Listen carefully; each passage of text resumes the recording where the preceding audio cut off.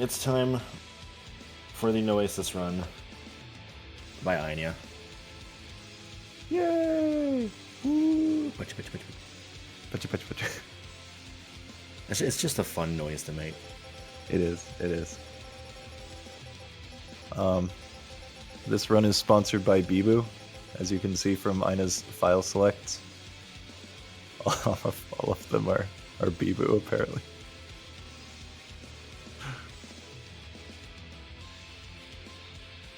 So, yeah, Ina is very nervous about the run.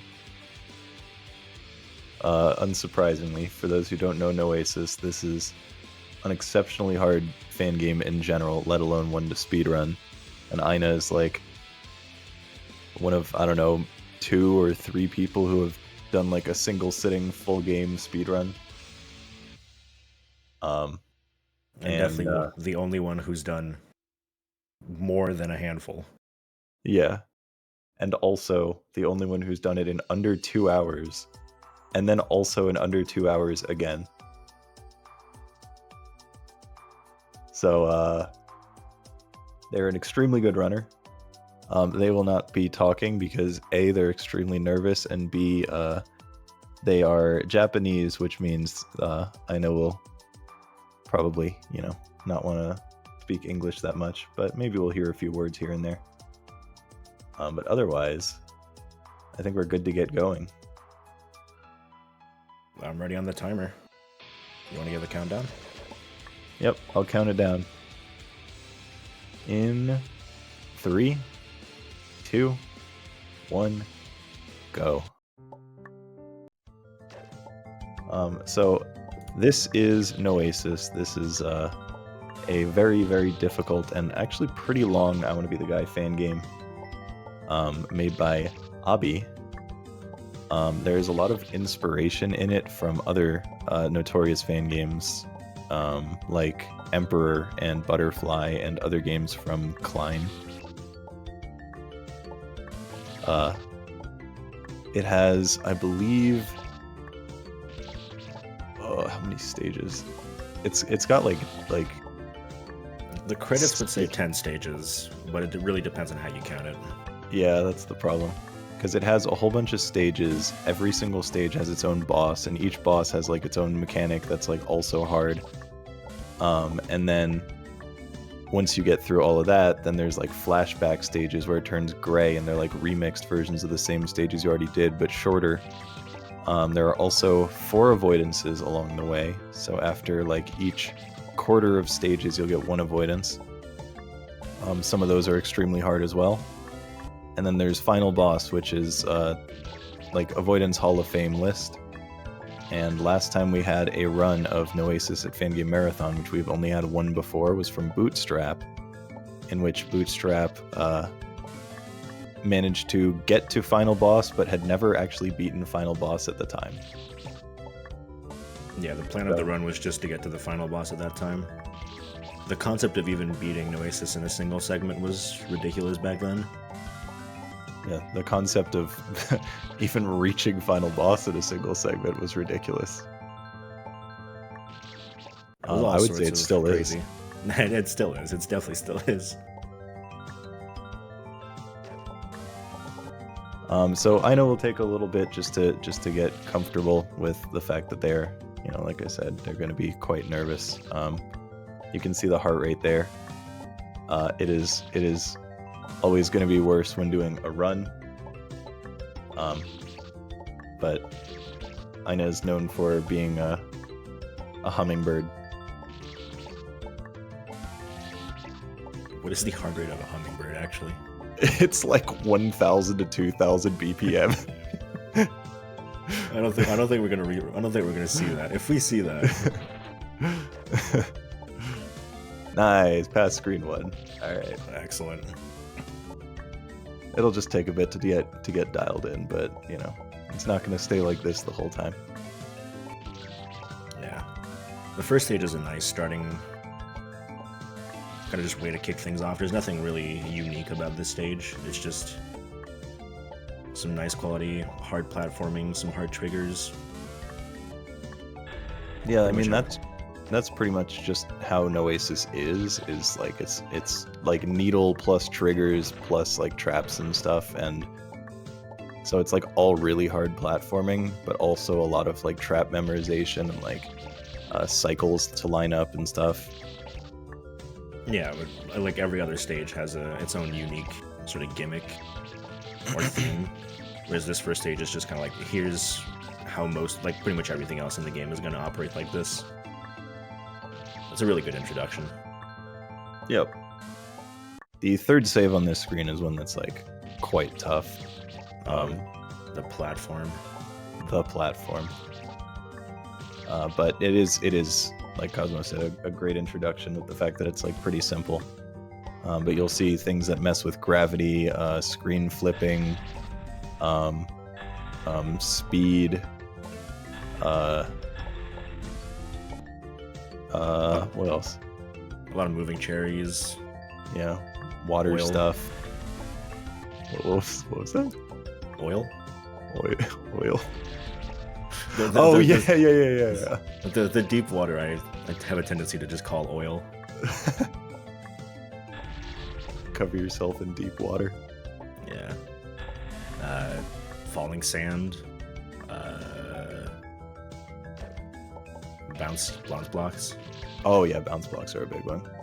Yeah, there's a lot of inspiration from I Want to Be a Char as well, which if you don't know that is like extremely old classic fan game from Necron, who was like one of the grandfathers of the Japanese community, if not like the grandfather basically. Responsible for Love Trap as well as Char.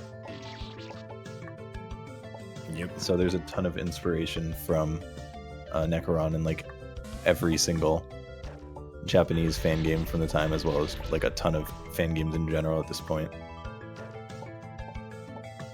So an important note is that while a game like this is just like hard and precise, you will actually, I mean, you won't be able to notice it unless you know the game, but Aina will also be going for some skips. So sometimes there are trigger skips, sometimes there are just like ways to do things faster that are like optimizations that, you know, most people wouldn't even bother going with in a game like this. But, you know, But here we I are. guess when you actually speedrun something, then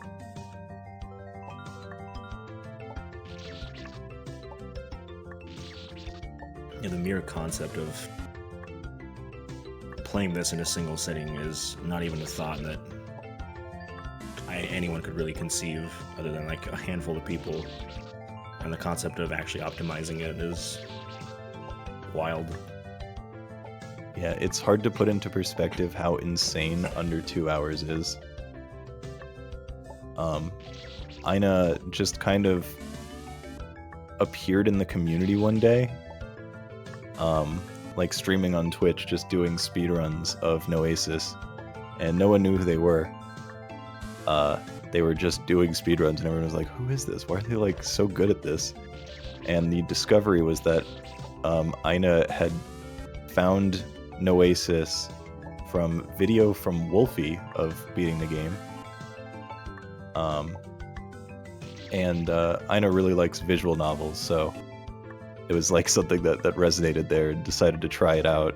And it was their literal first I Want to Be the Guy fan game. So this was the first one they ever played, which a lot of people would not be able to fathom as doing as a first game. And they spent like, I don't know, like the thing is, it was a long time, but hearing that time for like a first playthrough, it's actually like still impressive. I want to say it was only like 80 or like 100 hours or something. That is very good, yeah. Yeah.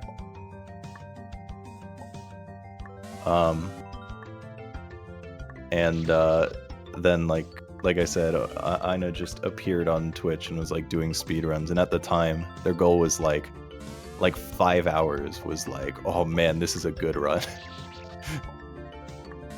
But then one day Aina just like, you know, Aina's put like thousands of hours into this game from like practice alone. and didn't play any other fan games except for Noesis. And they just got better and better over time, better at the avoidances, better at the platforming, and then, slowly chipped away at that time. Realized sub 3 was possible, went for the sub 3, and then realized that sub 230 was possible and went for that, and then realized that sub 2 was possible and went for that. How speedrunners do it. Yeah, but I feel like eventually you reach your own, like you start realizing like your own potential, and you're like, I could always do this a little bit better. All right, let's do it a little bit better next time. Well, I believe Ina's like sum of best is like a 58-minute or something. So, technically speaking, all right, you're talking a little too much there, buddy.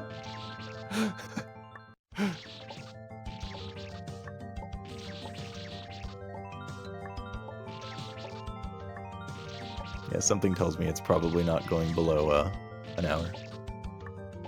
It would be ridiculous.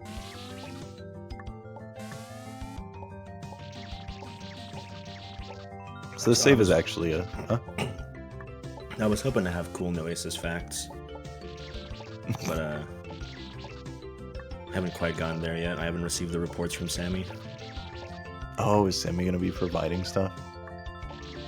Well, no, they're not awake right now. But... Oh, cool. No, I know Sammy wanted to start reading Noesis, so I was hoping to hear about it through them. Oh, the visual novel itself. Got it. Yeah. That makes sense. Yeah, the real Noesis. We were wondering if it would be possible to get Nal or Sammy. Unfortunately, they are European, and this is maybe just the most inopportune time for a European. I mean, it's a skill issue when you really think about it. Well, you can do that? Yeah, so that's one thing I was going to say is, like, I know we'll be doing small skips and stuff here and there, so that was actually a skip going, like, in front of the spikes rather than, like, around them. And some people might think, why not just do it the normal way? And I feel like at this point the answer is just Aino's more used to the skip route because of doing it so much that I'm not sure it would even be easier to do the regular way.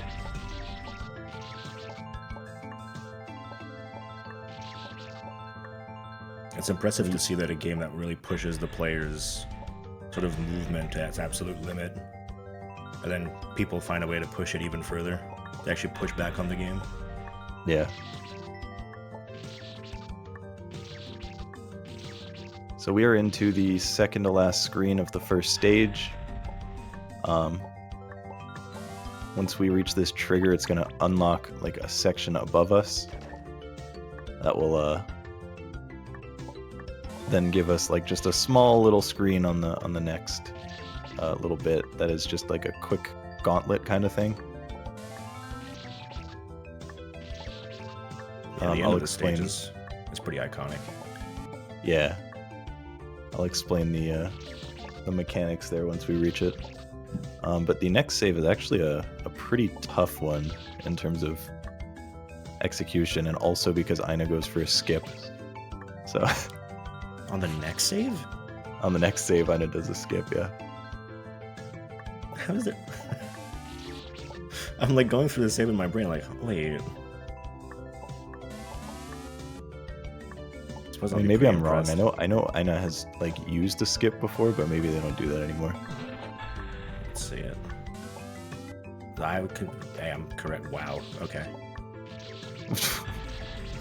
Well, that was the fastest I've ever seen Aina do that save, which, good lord.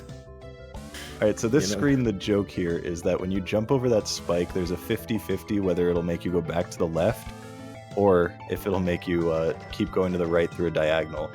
And likewise, with the second part, it's a 50-50 whether the diagonals will come from the top or come up from the bottom. So you kind of need to like plan for both and then react to whichever one appears. It's just kind of a silly screen. Alright, so we are into the first boss. The bosses of Noesis. Noesis has some extremely good bosses. They're all like shoot anime girl cherry bosses, but they all have really, really weird mechanics and 3 separate like phases of attacks, minus the avoidances. So this one, you just have the 3 sections where like this is a pattern, so the red and blue are alternating back and forth. The first one was like targeting on a pattern, and then the second one was random with them wiggling around in a wacky way. Very all right, nice there is first try. stage 1 done. So now we've got another stage that is more on the standard side at first, but it will get a little bit more wacky after. Yeah, if you were to just look at this first screen, you would think this is the same as the last stage, but it's going to change. It's going to change. Especially with guy tiles, just like standard guy tiles.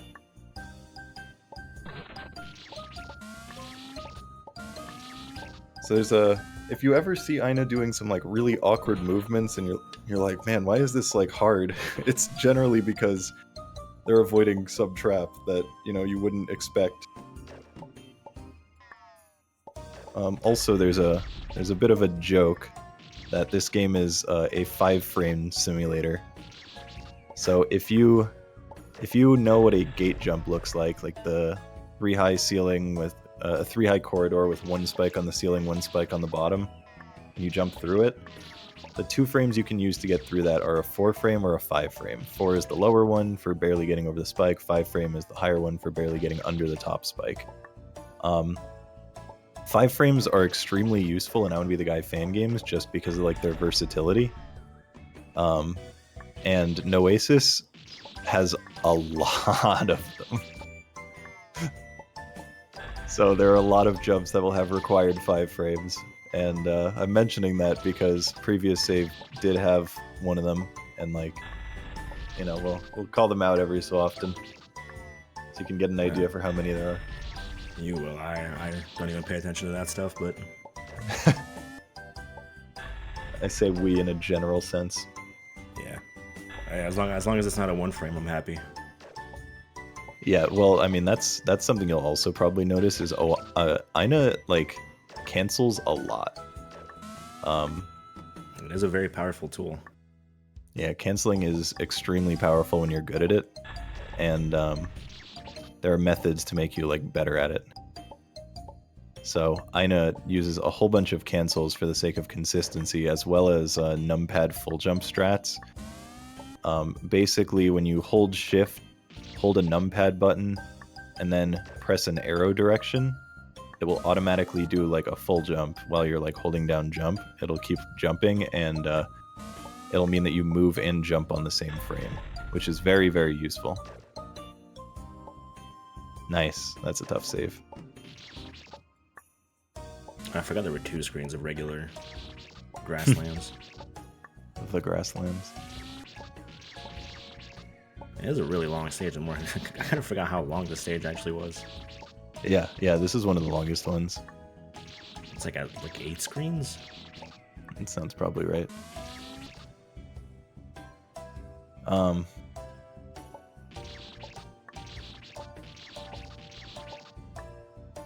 I'm getting some drops on my side. I don't know about you. No, it looks fine on the stream. Oh, sick.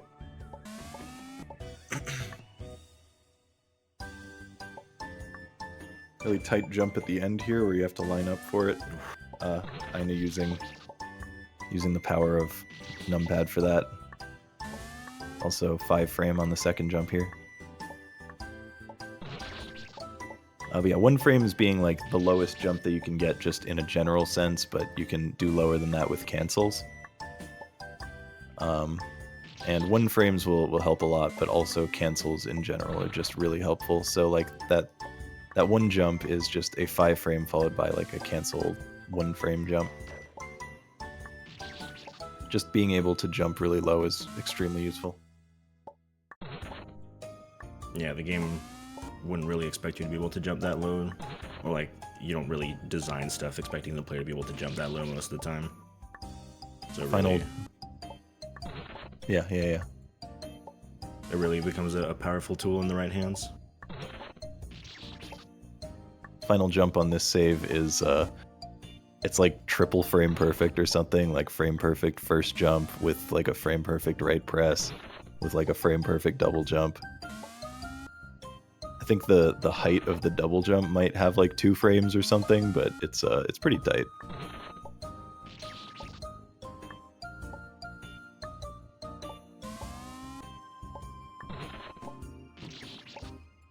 After this, we get to go into, I think, one of my favorite sections in all of Noesis. Oh, really? Yeah, I really like this section. Yeah, It is. there we go. It is a good one. We're going in the water.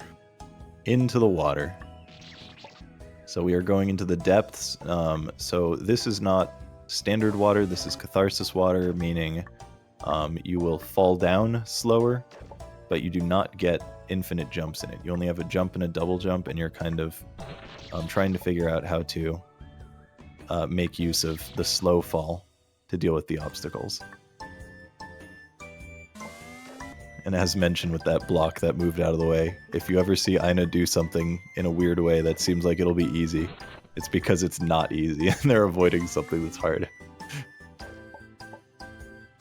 I always thought that was so rude, the way the spikes just pop up there. Yeah, you only get one try at it.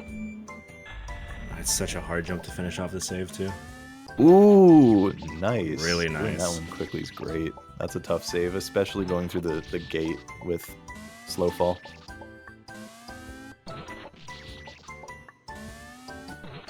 Because again, you don't get any double jumps back, so you're making use of your single jump and your double jump only.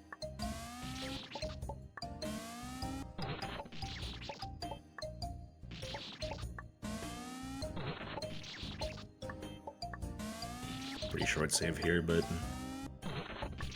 hey, it's got hands. It does have hands. And this second jump, well, third jump, this like diamond thing, you need to get that like tiny little right movement before jumping. If you don't get that like one single frame of right movement, then you're not gonna make it. Here we are. The oil. The oil. So I now, don't know why. I just love this. So now once again, water, but this is deep, thick water. It's heavy water. It's that like water that they drink in hospitals for people who can't drink water. So now, same thing, single jump, double jump, slow fall. But the slow fall is even slower. I believe it's like half of what it was before. So you fall down a lot slower, which means that you're able to do some weird like long jumps that you otherwise wouldn't be able to do. The save with one of the most awkward set of triggers just in the game. This part right here, this little tower. Here they are. It's really hard because the spikes are coming up from the bottom, so you don't have enough time to stop on each one, so you have to do like single jumps and double jumps the whole way up. Wow, Nice. Very nice. Yeah, gotta like hit the landing really precisely. On top of that, you want to make sure that you don't jump too high up because obviously the oil means you fall a lot slower.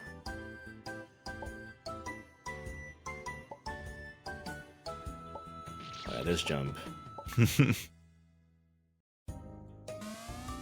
can tell when someone's really good at platforming when they're able to like immediately see their jump height like that and turn around. Because they know like the exact jump height they need to do and they know it like before they even reach the jump. Another one where you have to like move that tiny bit forward as well as like stop yourself after. And now we're back into the surface. So now we've got cherry from the center, so it's very butterfly-like, where the cherry's in the middle and it'll like change as you hit triggers and go around. Yeah, very iconic screen. Honestly, one of my favorite screens in the game, I would say. Reasonable. I wouldn't question it. And there are traps, because of course there are. So once you get here, the spike falls and then the cherries speed up. So. And then in section 2, now it's a blue cherry that shoots a ring. And the ring will target you. So by like stopping yourself in specific points, you can manipulate where the cherries will go, as well as, use it to get around. But once you know your cycles and how to position yourself and everything, you can just kind of breeze through. Oof.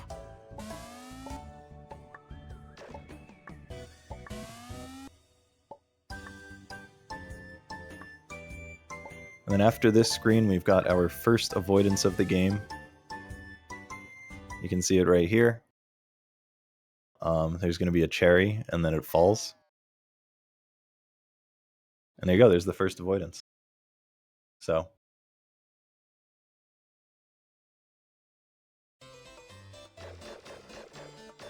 What a jammer.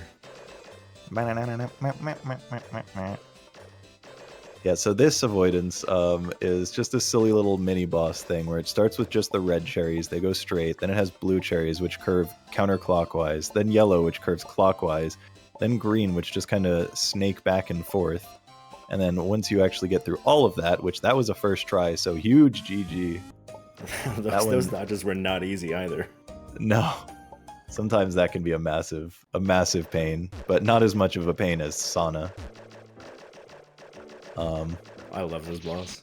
This boss is awesome and extremely hard and extremely luck-based. Yeah. Shoutouts.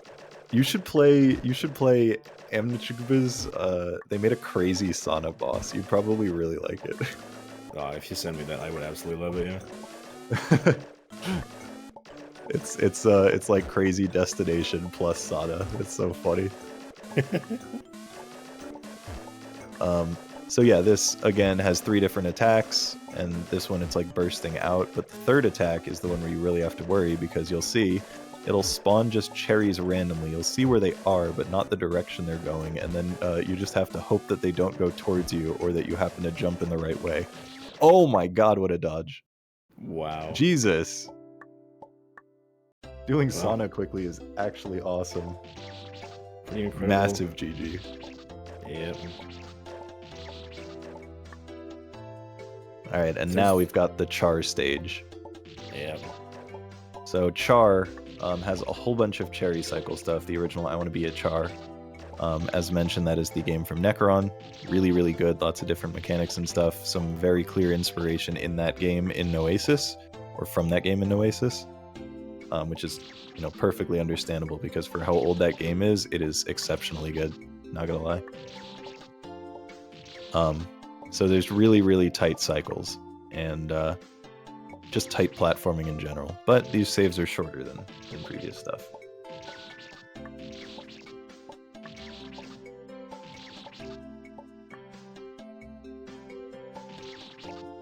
You'll also notice some occasional sections with doing like cherry aligns or some wacky stuff.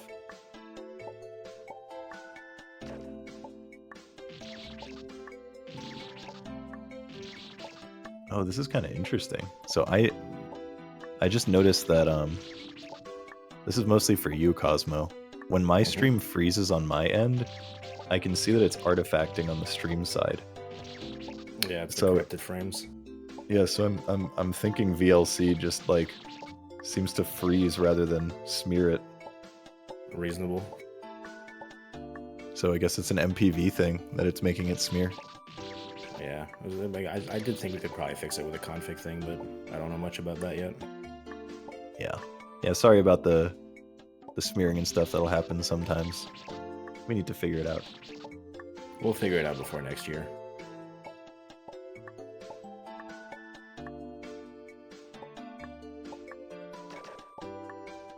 Nice, through save 3. So this saves a little bit of a wacky one. Getting underneath this cherry going horizontal is very, very hard. And you need to do that. I'm pretty sure it's like a fully frame perfect jump up. And you also want to like limit your height, because if you do a full jump, you'll hit your head on the top of the cherry. So it's quite precise.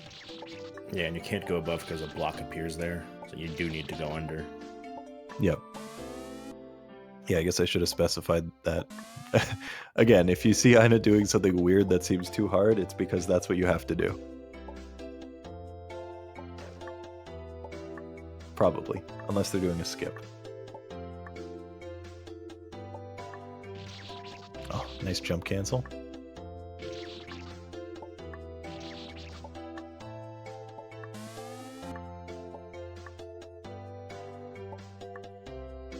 Doing this fast is really impressive. Yeah. Right, yeah, if you've watched Fangames for any amount of time, you've certainly seen these saves. Little cherries in water bobbing back and forth.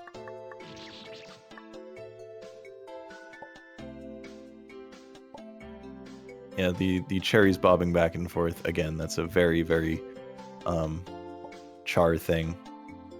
One of Char's stages, like, kind of created this whole thing that is, I would say, pretty beloved. Kitten, I think it was called.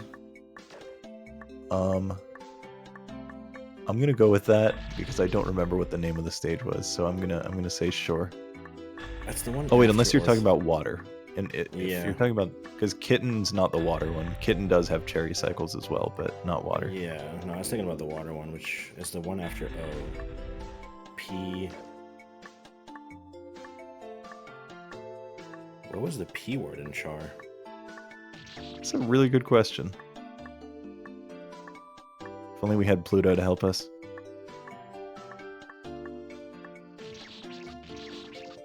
So Aina doing some cherry lines here to get in between the different cherries. Just helps a little bit with consistency. So with moving cherries, they generally have like 2 animations. With that, you have, if you don't understand aligns, basically there are 3 different sets of pixels the kid can be on based on walls that you touch. So with cherries, your options are either there is no align, or there's an align where you can't get through the gap at all, on a line where you can get through it, like based on the animation of the cherry. So half the time you'll be able to get through, half the time you won't. And then another align that you'll always be able to get through. With these not being animated, there are actually 2 aligns that you'll always be able to get through and 1 that you won't. So you just kind of have to figure out which of the cherries you'll be able to get through based on the align you have. Oh, I'd actually made that in reset. That's funny. This is a tough save to like figure out the cycles for, but Aina, of course, having setups for everything because they are a speedrunner. A good speedrunner. A good speedrunner. I don't have setups. So you can see that they're doing a jump cancel right at the start with a specific timing to get through the gap, and then a specific like jump height to get through the second bit, and then a specific like way to keep holding left the whole way through for the last bit, and then the ending's just kind of easy.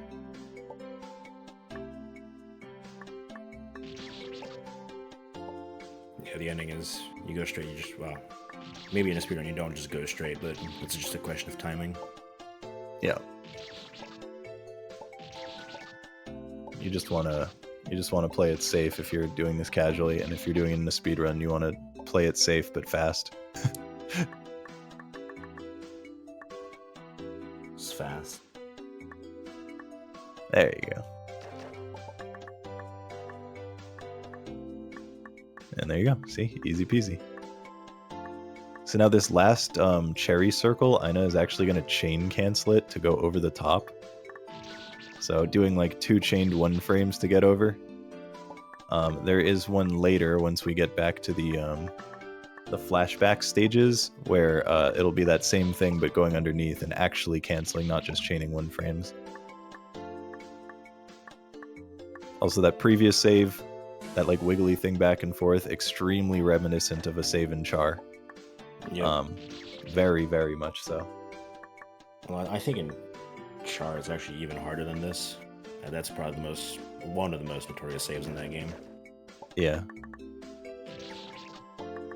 Even having the experience of doing the one in this stage, the one in Char is just still so brutal.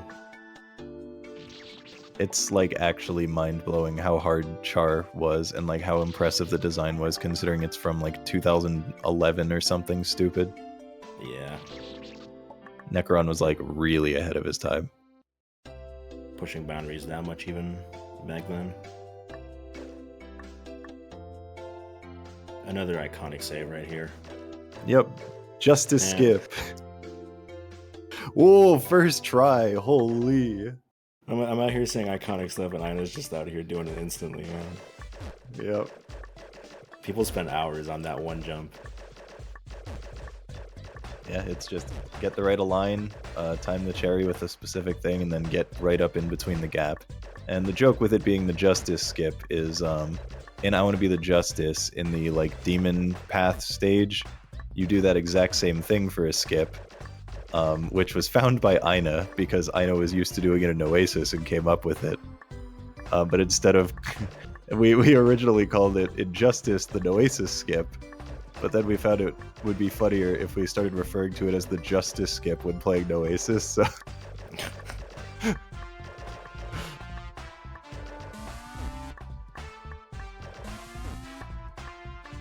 Alright, so here you've got a spray of cherries. The orange goes down, the purple goes up, so you're just kind of positioning yourself above the orange or below the purple. And the angle that it comes out is random. That was great. Not even just for... That was great damage. That was a really fast kill on the boss. Really good. Alright, so now we've got some of the actual, like, wacky mechanics and stuff. So you'll see these blue fields. Every single blue field will have some sort of different effect. Not all of them will have something different, but... so the first one is going to be, like, speed, and the second one is going to be a different kind of speed, and you'll understand what I mean soon. But that being said, this stage just has it messes with like gravity, it messes with frame rate, it messes with speed, and also screen flipping, which makes for the boss of this stage to be a pretty interesting one. Yeah, depending on how used you are to these mechanics, the boss of this stage can either be like a nightmare or one of the easiest bosses in the game.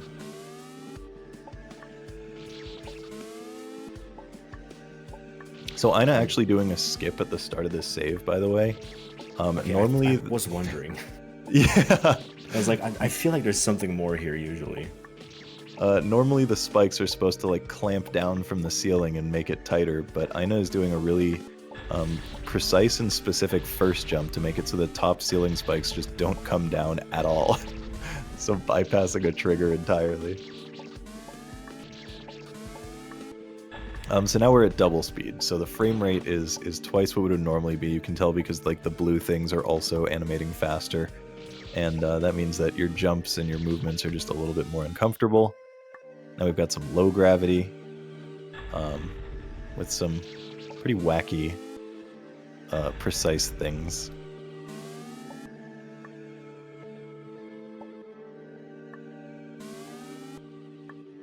Yeah, these jumps here are really cool. Yeah, this one in particular where you're coming back down, this like, that angle you have to do to get in to hit that last trigger is really tight. So now this field, you have only a single jump. So whereas before it was messing with your like gravity and physics and stuff, now you only have a single jump. So that's why Aina's doing things slightly weirdly. It's running at 100 FPS. I mean, it might be like 75 FPS or something, like just faster, but maybe not quite double speed. I'm not actually entirely confident if it's double, but at the very least, it is faster. It might be 75. Yeah, and I Want to Be the Guy engines have movement tied to the frame rate, which is why everything starts going twice as fast. And for anyone who doesn't know, standard I Want to Be the Guy is 50 FPS. So now we've got screen flipping, but horizontal, with a very, very, very precise first jump, like actually extremely precise. I mean, you'll find that out a lot in this game, is that there are a lot of precise jumps. But your controls do not change, so Aina is still holding right once the screen flips, to move to the left. But it's visually more complicated, and also the fact that now your controls are like reversed is confusing and tough to deal with.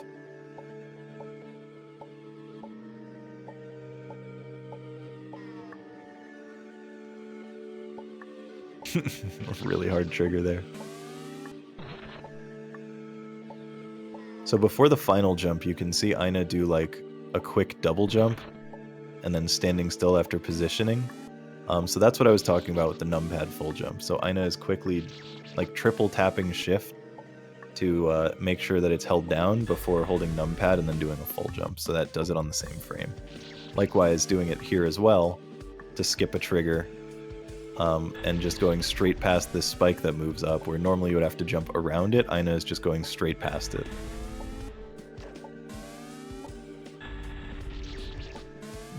Really cool skip.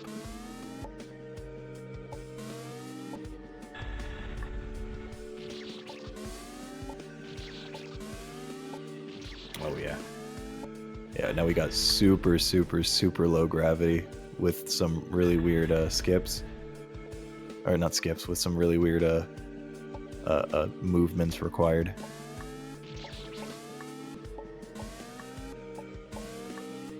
Yeah, now we've basically seen all the wacky effects that are going to start circling back around. Yeah, so now we're at high frame rate again.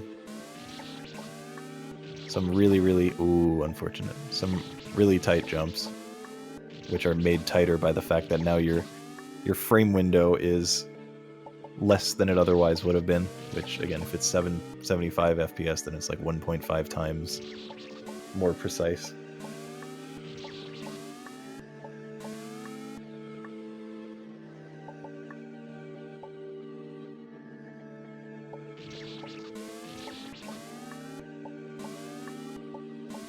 Oh. Yeah, this is one of those saves.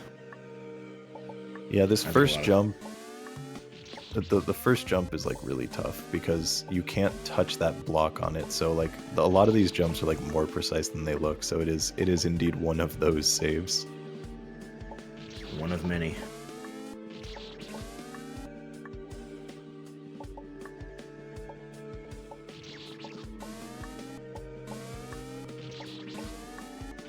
Oh.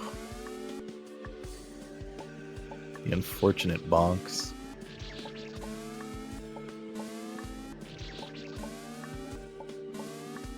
It's not about the he said, she said. It's just one of those saves. What is that even a reference to? I'm Canadian, you can't just drop that on me. I can't say I remember the name of the song. Oh boy. Someone's gonna know it though. There we go. Nice. Getting through that save finally. Once again, we're into single jump territory with really, really tight jumps. Also 5-frame simulator. Not even a problem though. Nope. Doesn't matter at all. Now a really tight final jump again. Have to get that a little bit forward. And basically every stage will have like a little bit of like a single screen weirdo gauntlet thing of some kind. And that one you like essentially clip through the spike tips as they're moving. It's really tight, but it's all like setup based. Yeah, Break Stuff by Limp Bizkit, thank you. Nah, I've never listened to Limp Bizkit, that explains it. I'm Canadian after all. It's just one of those bands. It's true. So the 3 separate parts have, using the different mechanics from throughout. So you're in low grav on the second one, the cherries are targeting you. And once you get to section 3, I think you'll be able to understand what the difference is. But also, you only have a single jump. I believe you only have a single jump for the second thing as well. I can't remember if you have double jump for the second one. So it's high frame rate, then then low gravity, and I think maybe single jump as well. Oh no, it's not. It's not. But generally you don't want to double jump because it actually makes it harder anyway. And then last one is single jump with upside down. So I've noticed you've been saying that bosses have 3 parts. Bosses have 4 parts. 4 parts? Yeah, there's 4 attacks on each boss, except the final boss, which is what you're thinking of, I think. I'm confused. This is definitely 3. Oh, there's another one. Oh, wait. Oh, yeah, after the curve is like the RNG stuff. Yeah, from like the 4 corners or something. Yeah, okay, yeah, you're right. Yeah, each regular boss has, I think it's 20 HP, and each attack lasts 5 HP. Yep. Yeah, here they are. Just a little bit of everything. So now this is screen flipped horizontally, so double jump is back, but your left and your right are reversed. Ooh, nice. That could be a doozy. The button stage. The button stage. So this one is very speedrun based, but also just makes use of buttons in weird ways. So you'll see, just shoot a button, then you have to like quickly speedrun through a section to avoid a spike that comes down, or do like some weird movement where you have to like whip around and shoot it, or shoot it while you're falling and try to like do a precise landing. Like there are a lot of really interesting uses for buttons in this stage, especially with the gauntlet thingy I alluded to before at the end of this stage is pretty iconic.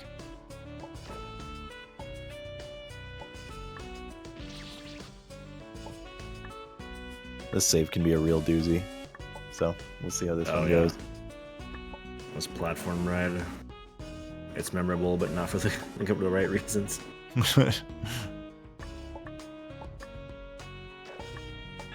Beautiful work, though. Wow. Incredible. This button shot is kind of cool. You have to like fall back on the block. And the final button shot is also kind of cool. You'll see the way that the spikes come out of the wall. That kind of like shows you how you're supposed to deal with it.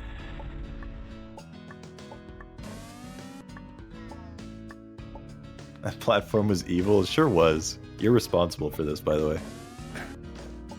One of many evil platforms throughout this game. 5-frame simulator. Alright, this is a really tight jump at the end here.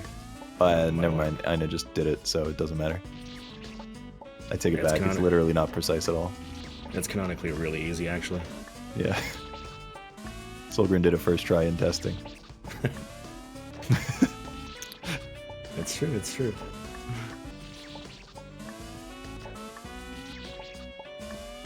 You got another speedrun segment here, but this time you see very clearly what you need to outrun. Yeah, and it is fast, so you need to like bonk your head to speed yourself up when going down, just to get yourself that extra little bit of time. Oh, unfortunate. Yeah, not an easy ending by any means here. Yeah.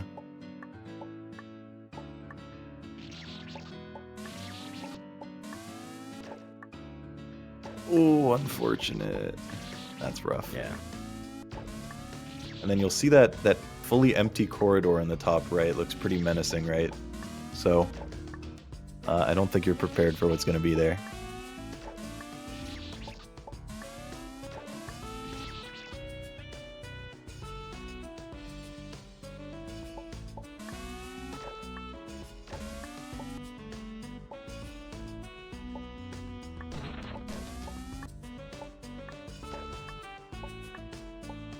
The jump to the second button is actually really precise, by the way. Nice. Alright, so that was crazy. Yeah, you weren't expecting it because it's actually literally nothing, despite what it looks like. Yeah. Another crazy save. Every single one of these jumps looks ridiculous. Yeah, it's like Noesis is really impressive in the amount of precision that they managed to squeeze out of like triggers and traps and stuff. Like it's genuinely impressive how precise they managed to make some things that look just so simple. Yep. Like Noesis is a very mechanically impressive game. If you are up for the challenge, it is like super worth playing. Yeah, it's always something new. You were not prepared for nothing. I know, right? No one ever is. No one ever is. The most powerful trap of them all.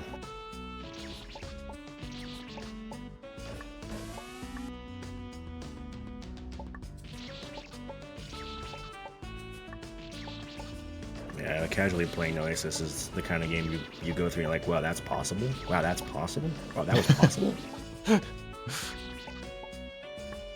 Yeah, one of the hardest jumps in the entire game is in the final stage, and it's it's like baffling how precise it is. I'm trying to think of what you might be talking about. I don't have a lot of memories of the final stage though. It is the first screen on the very, very last screen, or the first save on the very, very last screen. One of the first jumps then probably. Yeah. Yeah, Well, I have some well, vague memories of that. We'll get there in like 20 minutes or so. Okay, mister. Hold your horses. Okay, I'll get my horses tied.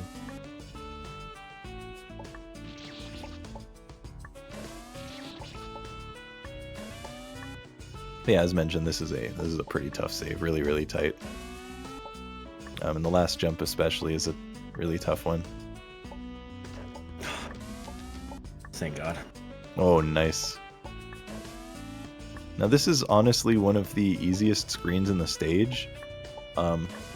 It's like a speedrun gauntlet where you have to like figure out the traps and stuff along the way, but the timing is not actually that tight compared to everything else. So, while it is a long save, it isn't actually that hard in terms of its execution or its timer. It just has a timer, and you can like mostly ignore it if you're used to getting fast, which you should be at this point anyway. Yeah, really the only challenge is that's a longer save, but... Ooh. I mean, as you can see, like even if you fail that F jump, it's like not even something you have to worry about. There's still plenty of time. Yeah, a lot of the times you'll see Aina like slightly mess up, like even like slow down for like a few frames in a speedrun section and have to reset it, whereas this is like you can lose like multiple seconds and be fine.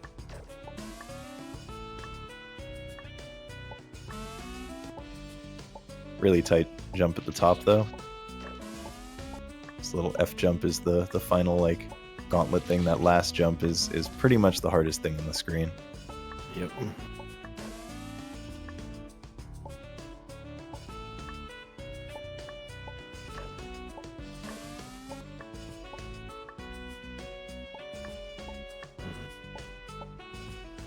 This stage has a couple of pretty unique screens, right? Or am I thinking of... Or am I thinking of the dark version of this stage? I don't think I mean, after this is just the wacko button things, so... Yeah, there's a handful of those, right? Yeah, here we go. Yeah. A handful of, like, pretty everyone, unique saves. please compliment Sakura-chan so that Aina can get good RNG. Is that its Sakuranbo. canonical? I was wondering why you were saying that. Oh, there we go. Oh, wow. Wow. And again, just something directly inspired by Char. The qualify stage, I believe it was called. Yeah. So, you're just doing something going back and forth hitting the buttons. You can see the big the big cutout of blocks that says 15 means that you're supposed to hit the buttons 15 times in the time limit. This one is not that tough. It's like somewhat lenient, and also none of the jumps are that hard. However, the second one is Oh yeah, the bastard. This F jump is quite hard to do with speed. Doing it while also going fast is tough, and if you mess it up twice, you have to reset.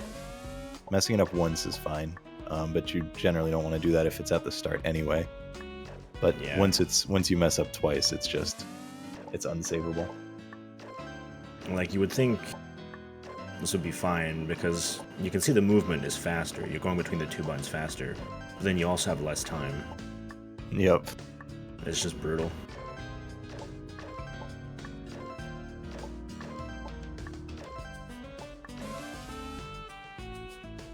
Ah, beautiful.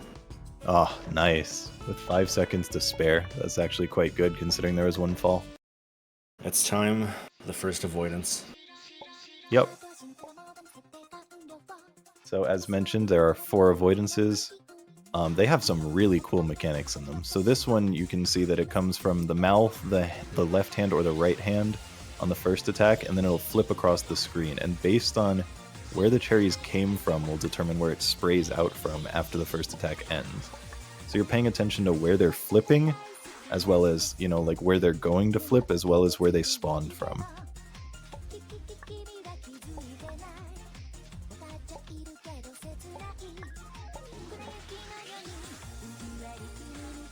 Likewise, this attack with the blue cherries curving, one of them's going clockwise, one of them's going counterclockwise, and thankfully they're color-coded so you can keep track of that.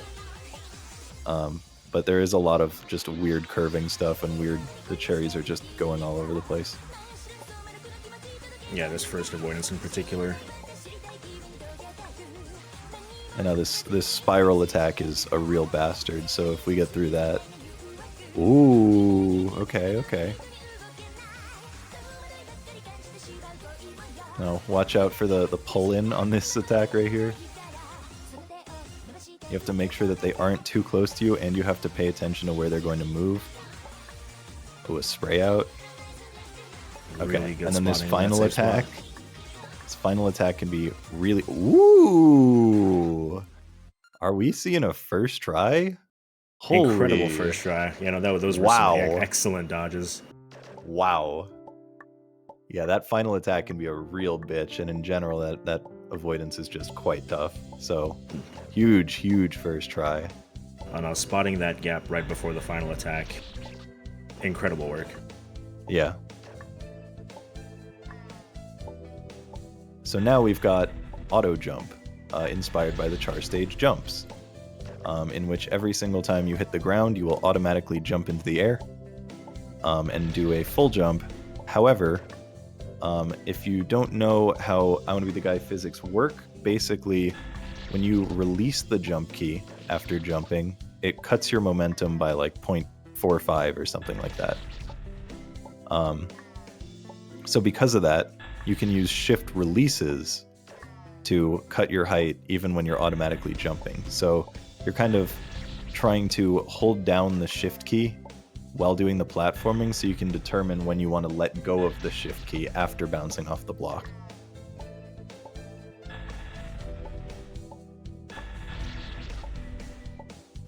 You know, for a lot of people, this is probably going to be one of the harder stages, just because a lot of movement that you're not really used to.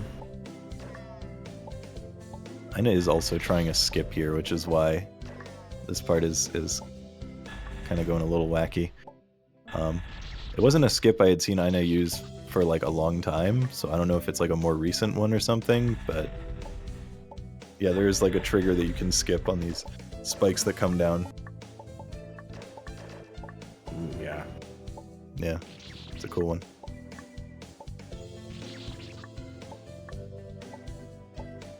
.45. Oh, I know my stuff. It's like I've played these games for half my life. That's my Fangame millionaire. That's true, I was that.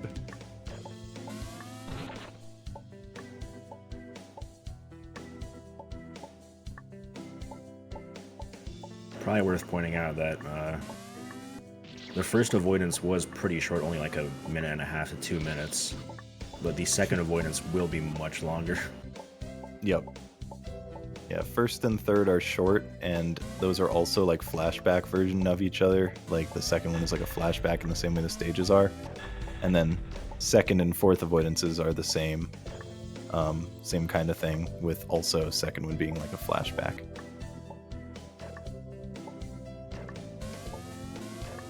But the avoidances are like nothing like each other. It's just same character, same thing.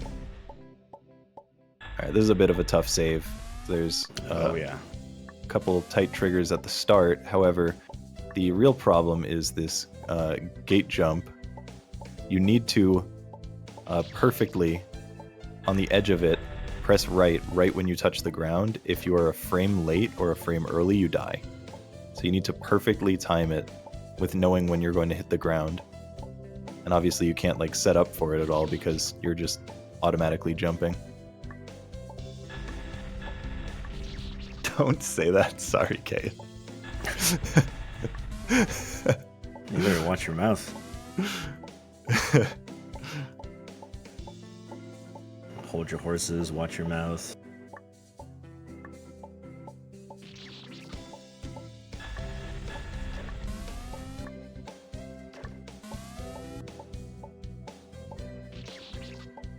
this is definitely the save I remember the most in this stage. Yeah, I would say it's, you know, fair to find it the most memorable. Not except the unstopping passage of time.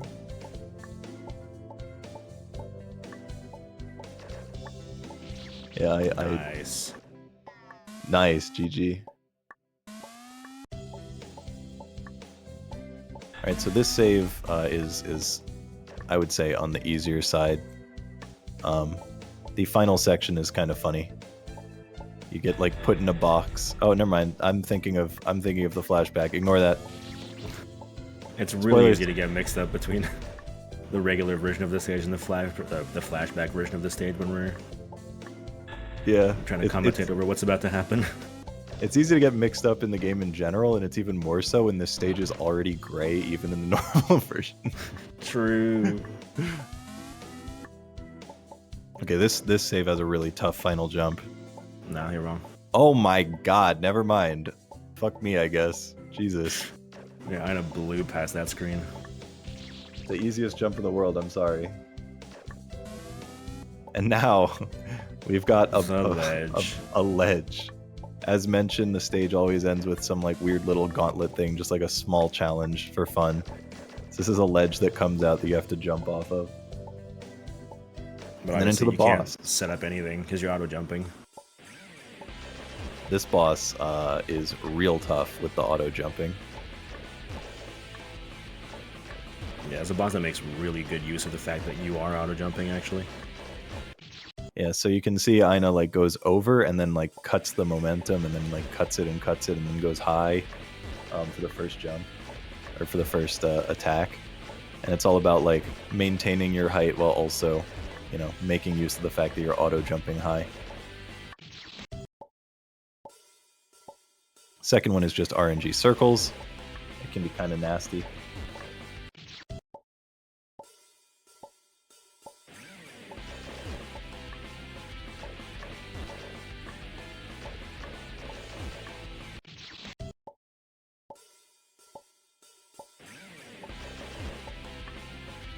An hour passed. Yeah, no sub 1 today, but maybe next time.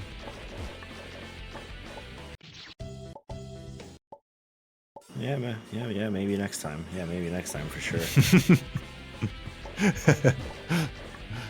What are you talking about, man?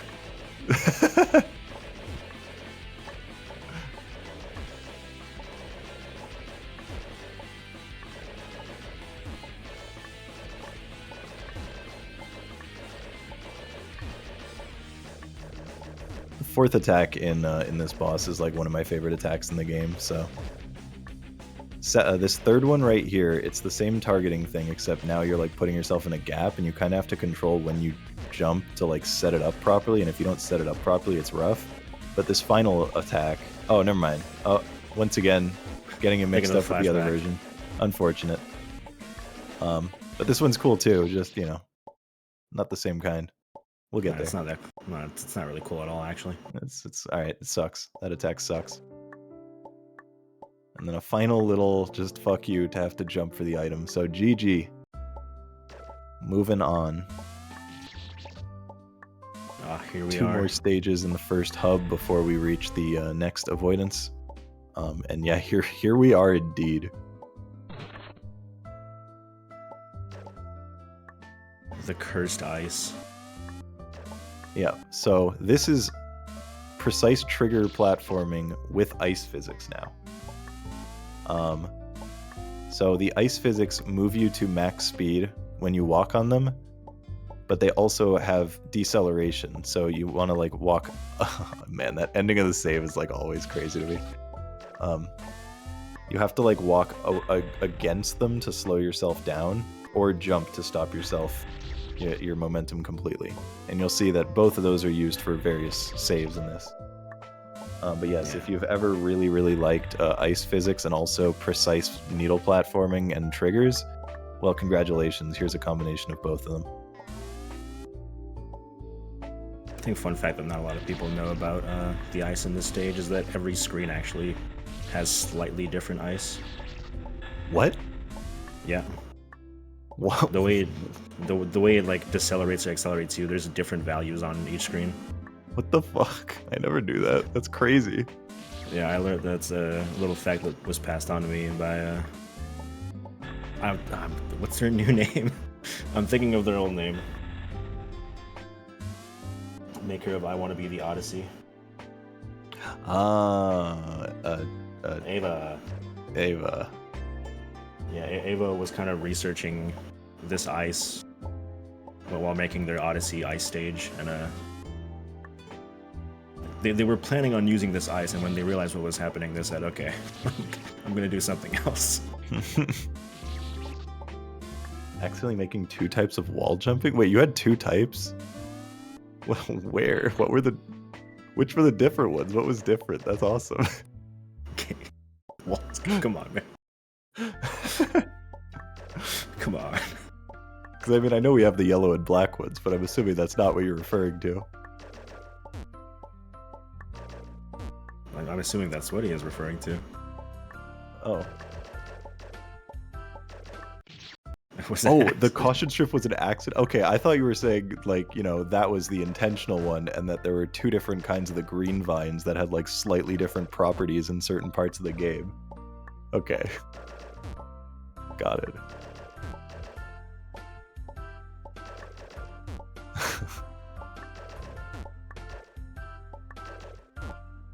So this ice boss is, like, pretty tough because of the way you're trying to deal with the ice physics, and you'll notice that especially with the 3rd and 4th attacks, is Aina is like moving in specific ways to avoid like sliding on the ground for the 3rd one, and then the 4th one is just once again getting it mixed up. The flashback. Yeah, no, I know what attack you mean though. God. I know what attack you mean. I'm getting so owned. It's unbelievable. This is crazy. Yeah, the 4th attack is just RNG there, but in the flashback version, it's a pretty threatening attack. Alright, this is a really tough stage. So we have quicksand that's very slow, we've got buttons, and we've also got rotating obstacles, which I'm assuming use like image angle, judging by how they look when they rotate. Or like separate sprites, I mean. Not image angle. I don't remember. I feel like I was told whether or not it was image angle, but that piece of information was not as important as the ice has different values depending on the screen.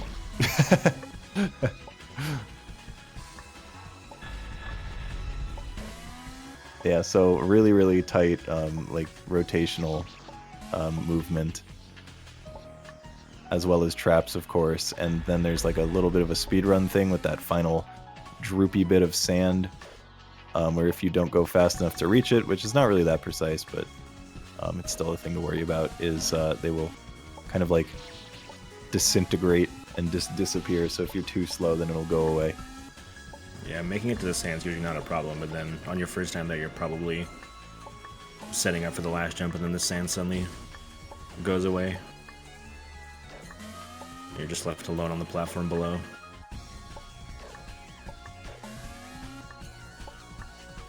So you'll notice that just every mechanic in this game, because the stages aren't that long comparatively, like they're all like a handful of screens, they managed to find a lot of really cool ideas for every single mechanic that's put in. Just a ton of different ways to use them. Yeah, one of the many great things about this game. Every save still feels really unique.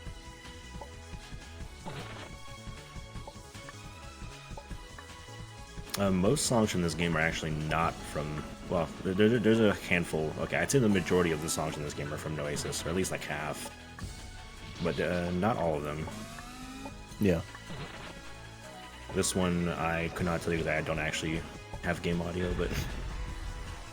I think they're all from visual novels, though, just like different visual novels. Speedrunning their own gimmicks, true. And Rhino Avoidance 2.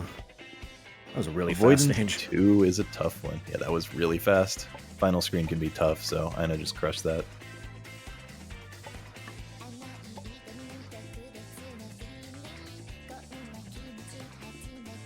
What a great song.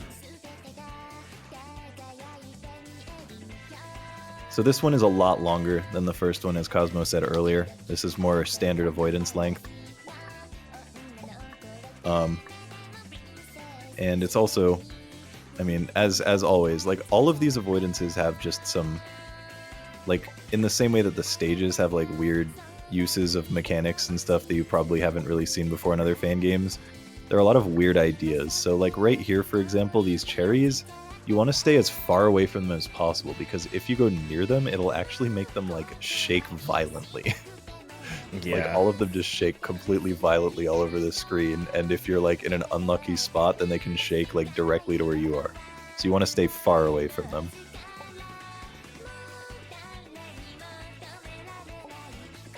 Also notice the background changes color slightly. It gets like more and more pink over time. I love that. Yeah, it's a cool effect. This is a really cool attack. I love the way it looks.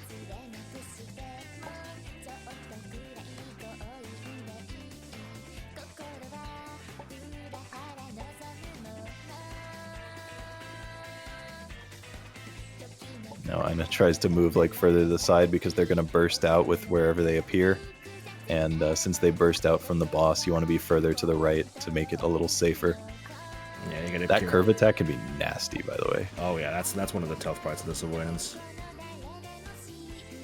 Alright, here if you get now you can see if you get close to them, they're gonna start moving towards you ever so slowly.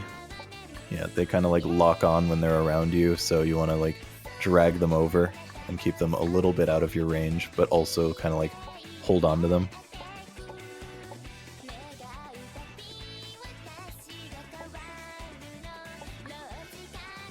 Ooh, Some tight ones there. yeah, spooky. Oh, and now the blocks are pink.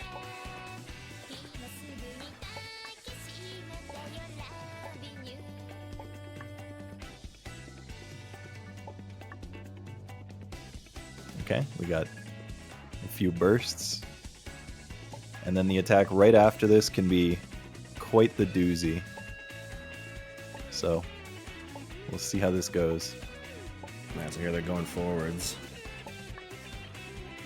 And now they're coming backwards. Yep, and you really got to pay attention to where they were. Or And else they Aina go going forwards up again. onto the platform was really smart because it was kind of a mess in the bottom left corner. Yeah, a So couple rather of than weird having dodges. to like memorize where they were going to end up being, by just moving as far out of the way as possible, giving yourself like more room to dodge. Okay, good luck on the Sakura.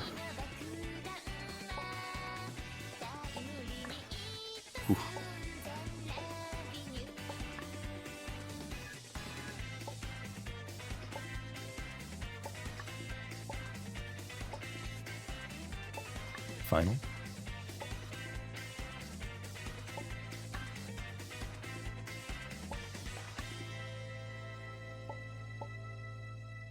Another first try. Another amazing first try. Holy. That's unbelievable. Huge round of applause. Good shit, Aina. That's really incredible. My god. And that's the first hub done. Oh, well, I guess the second hub. Depends on how you count it. We're going to the flashback stages now. That's ultimately what he's saying. Yeah, I know. I'm giving up, man. So once again, it's the same number of stages, but while you'll see that the layouts look very similar, all of the traps in them are completely different.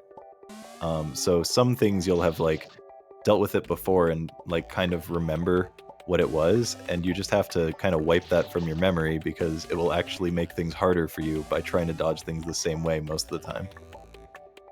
There are also shorter stages, the flashbacks. You only get like a handful of screens as opposed to doing all of them. And each stage will like handle the flashback just a little bit differently. They're not all exactly the same kind of thing.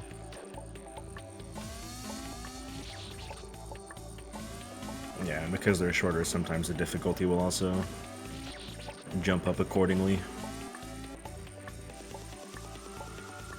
This can be a bit of a brutal section to newcomers to Noesis. So yeah, that So platform it would normally, if you remember correctly, in the regular version of this stage, it was moving after it moved up. It would still continue moving across the ceiling, but now it will just stop right there. And also the final drop before a block moved up and now the spike moves down. So there's just minor subtle differences that you really have to be aware of.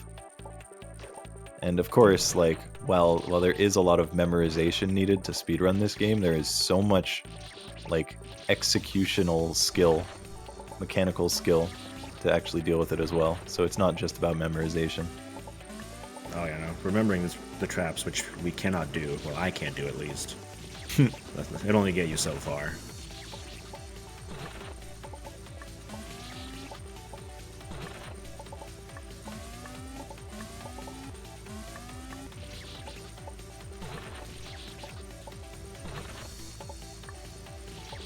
So, like, for example, here after the fourth platform, when you drop down, the original stage had a block come out. In this, a spike comes out and reveals itself. However, it looks like it doesn't matter at all, and you can just hold right regardless. It's likely. And yeah, as you can see, this first stage was only 2 screens, whereas the original one was, I think, 6 screens if you include the gauntlet. Mm-hmm. And then the bosses are also remixed versions of the same bosses, hence why I was repeatedly getting confused and mixing up attacks in them, is because it's the same boss and same kind of attack, but different versions. So now, instead of, for this one, what it was before is based on your position, they would always go the same speed. Now they kind of look for your position when they target and have speed that matches that to a point where they all collide where the player was when they targeted, which is a really, really cool effect. The cherries that have their own mind. Oh, unfortunate. Yeah, the flashback stages, you'll start to see some really, really cool patterns from these bosses. Mm-hmm. Things get wacky. Real wacky. Oh yeah, they've been wacky, but welcome to Wacky 2. The sequel to Wacky. If Wacky was so good, why is there no Wacky 2? You know? It's cereal. Dude, I haven't had cereal in like 4 days. Oh no. I'll have some. I have cereal in my house, but I don't have any milk, so there's nothing I can do. Oh. It's a disaster. Alright, there's boss 1 and stage 1 done. And now you can see we completely skipped the overground path and going straight to the water, which is perfectly valid since the water is kind of the, I guess, the important part of the stage. And despite skipping the grasslands, I think this is still one of the longer flashback stages. Because it will also have the oil. Yep. And if you remember before, you had to go for this last jump all in one go, and if you didn't, you got killed. However, this one is literally the opposite, where if you go for it all in one go, you get killed by a trap. So this one you have to do in a second go. So that's what I mean by if you're using your prior knowledge to, like, guess these traps, it's actually worse for you. Took a lot of attempts to line that up, but Aina still did it very well. Wow! First trying, that's insane. Good lord, that's sick.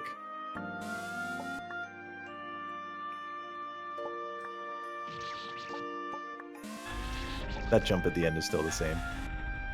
One of the rare instances of it being exactly the same.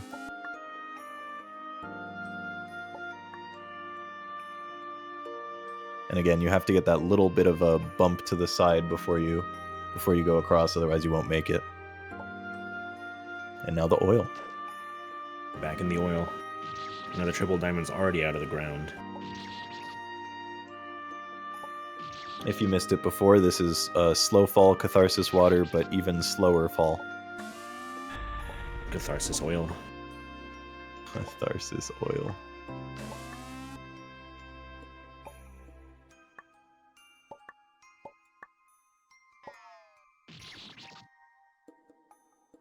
That jump in the left side, by the way, Going off the ground is very tight. Oh yeah, no. That spike coming in to turn it into a corner. I'm pretty sure it's like you have to be frame perfect with jumping off the ground. Maybe you have 2 frames. I don't know. Either way, very tight.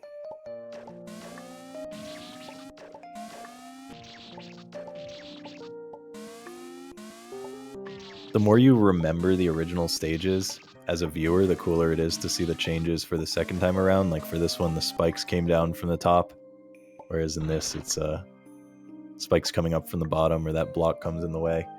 And then, of course, the wacko is still the same. You don't need to change it. It was already perfect.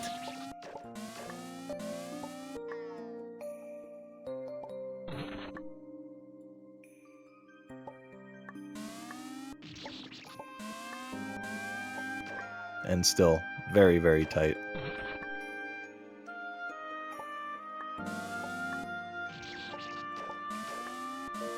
Damn. I love the lineup Aina does there. Yeah. Nice. Out of there. Yeah, a really nice looking setup. There's a really tight jump here. Oh, okay. Never mind. It's the easiest jump in the world. I'm sorry. Yeah, that save was actually really easy. Definitely not like the hardest save in this stage, maybe. Yeah, for real. What are we talking about? What do we know? Yeah, my bad. So once again, the butterfly screen is back. If you saw before, there were traps at the end, so you had to go back, but now it's kind of similar, but the trap is further in. Gives you a false sense of security. Only to make you realize that, nope, it's even harder now.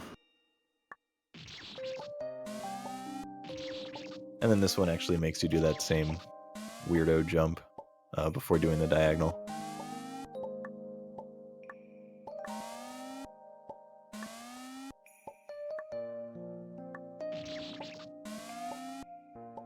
Oof.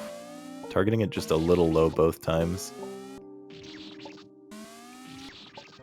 Yeah, when you're so close to the center of the screen, even just the slightest shift in the kid's position is going to completely change the way those are coming out. There we go. And we've got the avoidance again. What's up, little fella?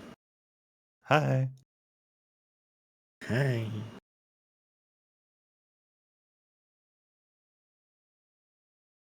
No, I don't know what the text says, and we can't translate it in time, so I'm sorry to everyone who wants to know what's going on.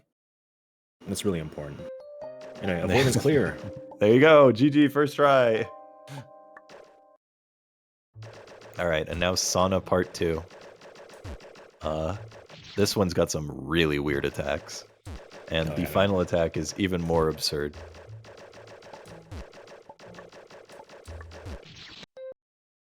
So in particular, the I believe it's the third attack is like kind of wild. I actually now you're lost don't on the story. remember. I'm sorry. I definitely remember this first attack is the way they can go so far, so close to you, and then just get pulled back into the boss. It's brutal. Yeah, I like the way the third attack looks. Oh yeah, this. Yeah.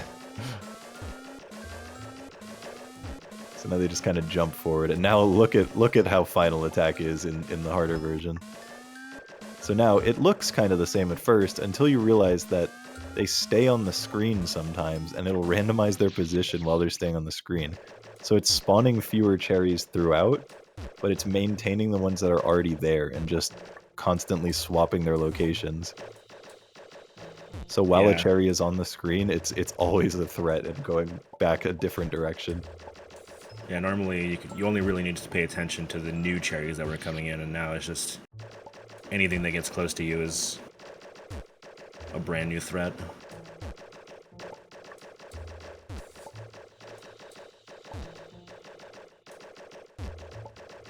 Or as good old Wolfie would say it, it's a clown fiesta. It is indeed a clown fiesta.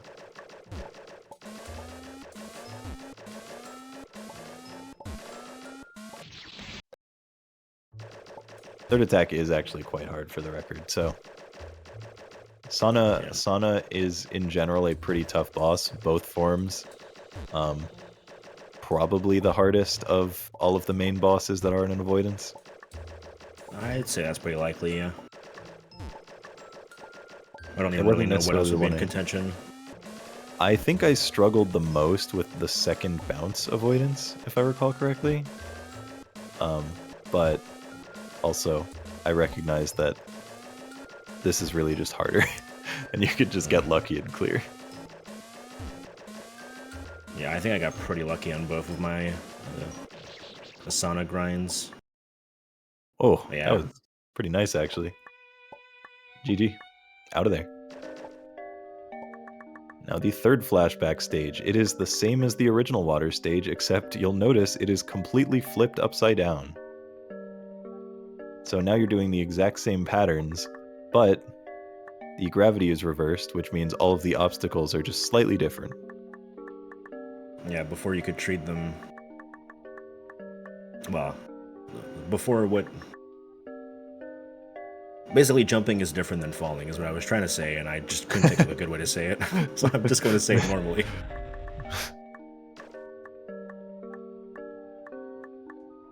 Yeah, it's a bit of an interesting one, because some saves actually end up being a little bit easier. And some are like way harder. Oh, yeah. The infamous save. Yeah, which Aina is going to do in 3 attempts. I would be flabbergasted.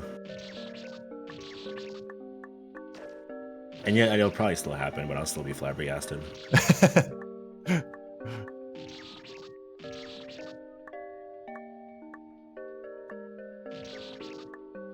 Yeah, the inverted castle trope is a great one.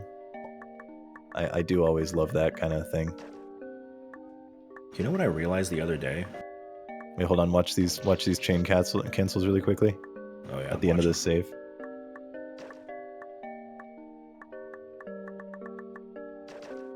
Oh yeah. Oh yeah. That's not even hard. That's not even. It's really hard. It's literally just the easiest thing ever. What did you realize? Symphony of the Night isn't on Steam.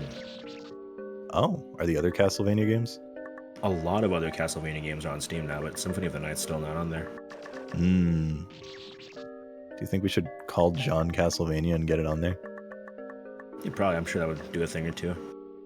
Alright, so this save... If you saw the one before, how it was really tight and like extremely hard. Now it's the same thing, but instead of going over, you're going underneath, and it is way harder.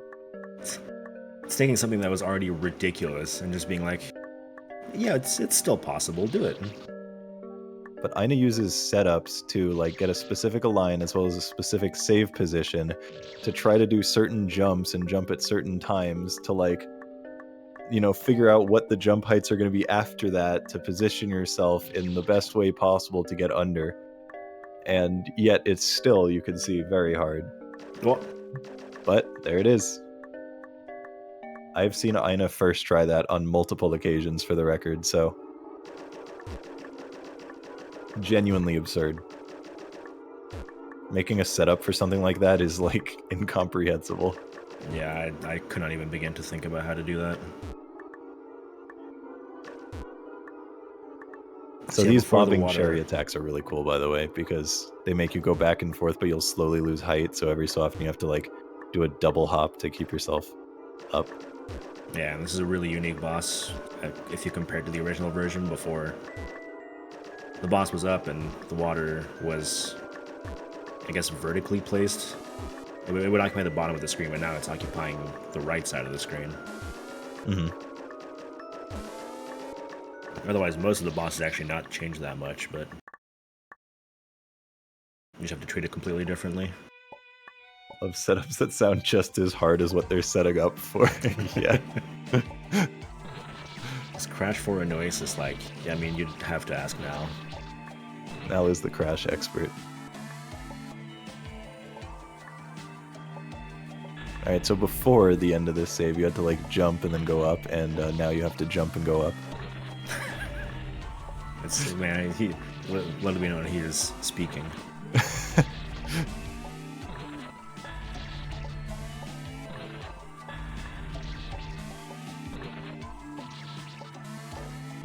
This is when you can see the spikes at the top like chomp down, so that's in theory what would have happened before had Aina not been skipping a trigger. Just a quick quintuple diamond. Yep.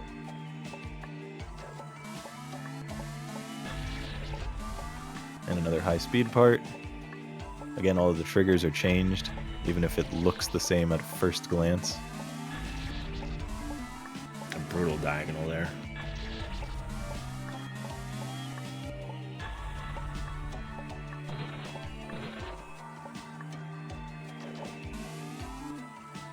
Nice.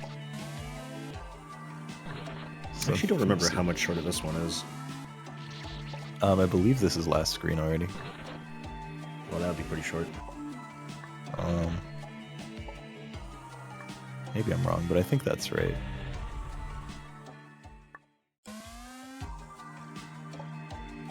Again, that really cool low grav jump there.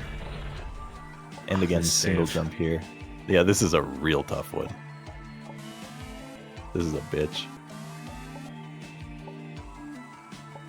Mostly because of this ending. It's really easy, actually. We're so wrong. Yeah, I'm sorry. I'm sorry. That's definitely like one of the saves I spent the most time on in the entirety of the flashback stages. Also, I guess we didn't even mention it. At the end of that previous save, there was a spike like pointing down near the top. Yeah, that's a fake block. Yeah, there's a fake block there, and you don't have, you know, again, it's single jump, which means that you have to, like, get right up to the edge, or what Aina does is just jump cancel it, which makes it just a little bit more lenient, but it's still tough.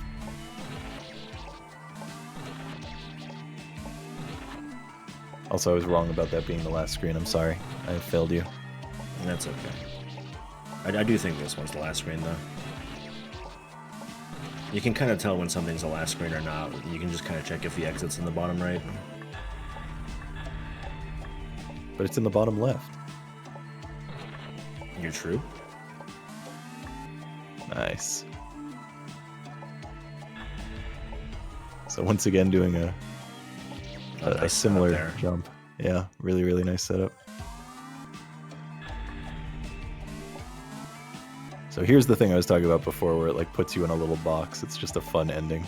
Not really hard, it's just nice. Oh, I forgot about this. This is fucking unhinged. It makes no sense. Actually just doesn't make any sense. Yeah, you look at this. You go through the spike, like I swear to God, like you're actually touching them. I don't get it. The fact that someone realized that was possible under certain circumstances is, I don't know, dude. Yeah, Abi is like a mastermind.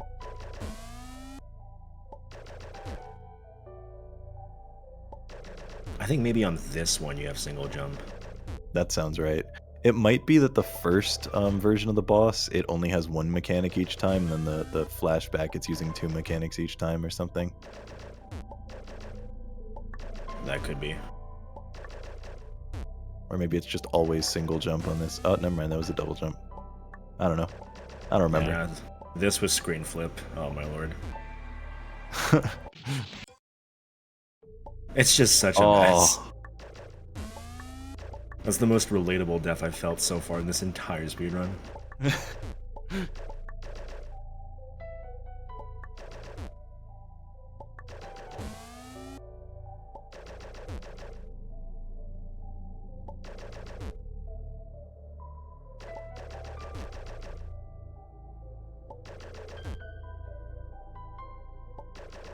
I would say most people would probably agree that the bosses are easier than the platforming in this game. Again, ignoring the avoidances. But the bosses absolutely, like, can still hold their own. There are some really tough bosses in here, even if they're overall easier than the platforming, which is brutal. Oh yeah. I can definitely say they're all incredibly cool though.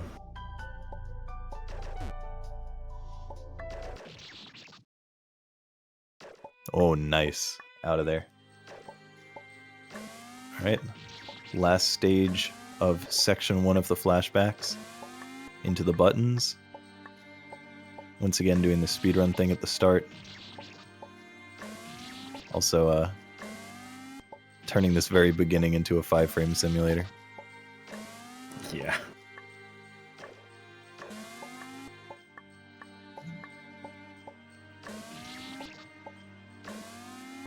Yeah, with that F jump especially. Yep.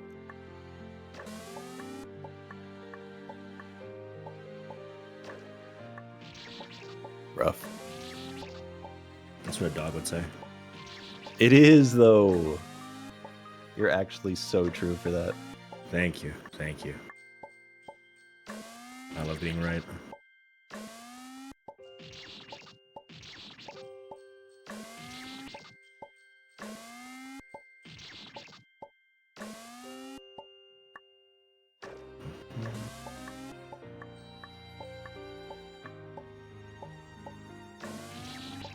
Oh, unfortunate.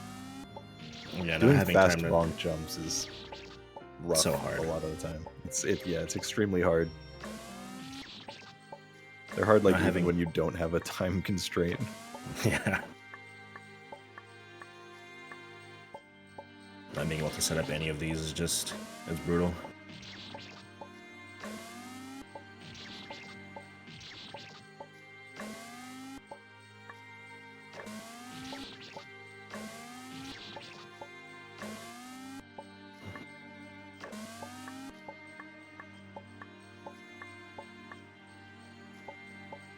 No.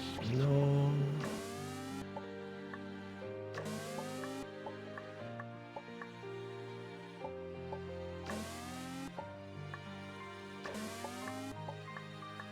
Showing Ina the business right now a little bit. That's really easy, actually. That's a fake block. Oh, I actually also didn't know that. We're learning things here. That's messed up.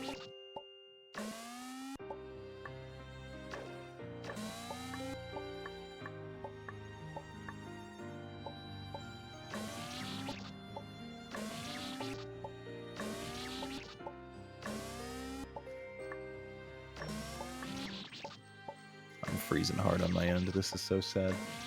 Yeah, there's a bit of artifacting going on. I do find it interesting how some screens are more likely to artifact than others. Yeah.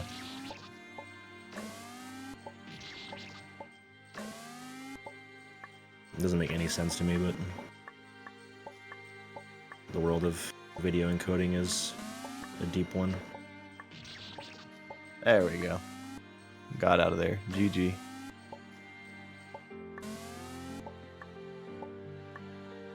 Oh, that's such a tight maneuver. Oh, and that's Ooh, spike falling unfortunate. there. Yeah.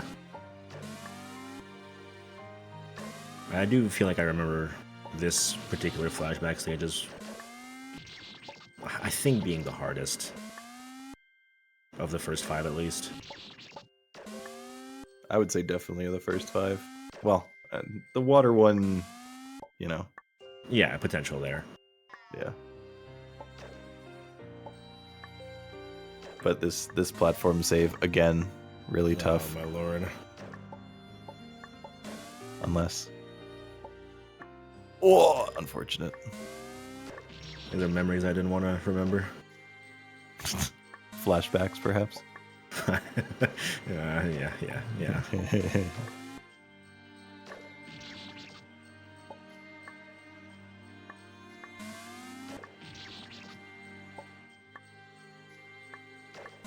Being able to control your movement on and off the platform this well is definitely something to behold.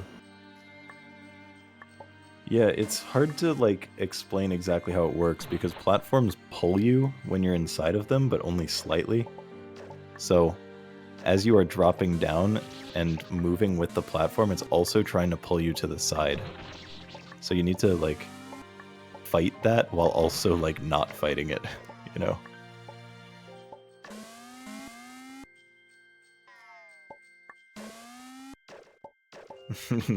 Final spike fall back again. And a bastard button shot to finish it off. It's so easy to accidentally go too far into the button there. Once again, a tough final jump.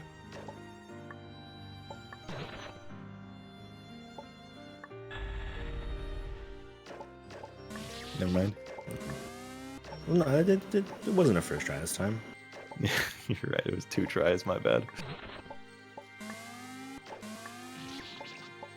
Started the save quite similar. But with that, like, empty spot in the top right, you're really not prepared for what's going to be there.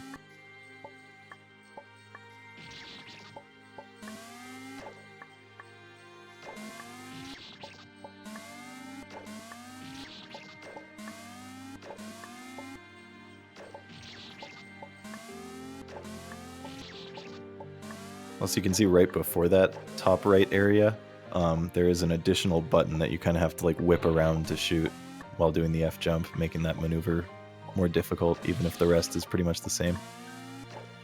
Oh, that little extra spike that pops out. Oh, So the tough. asshole. Oh, you can't say that on stream. Aw, nuts. What did I get me?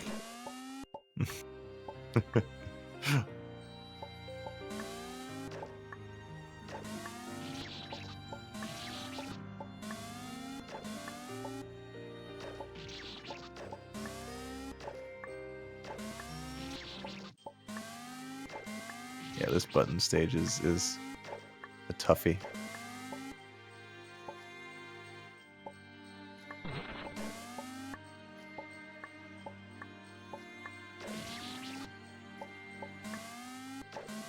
Yeah. Damn. Yeah, that shot is so tight because you can't be too high for it, but you also, it's, if you're too low, then obviously you're gonna miss the button.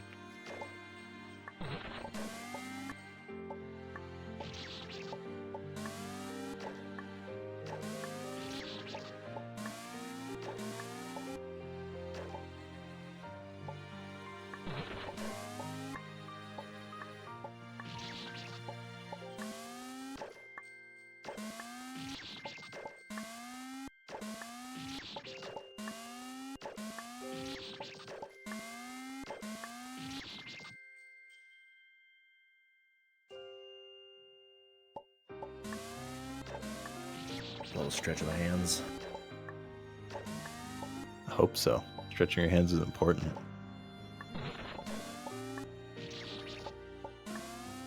I'm not even playing the game when I'm stretching my hands.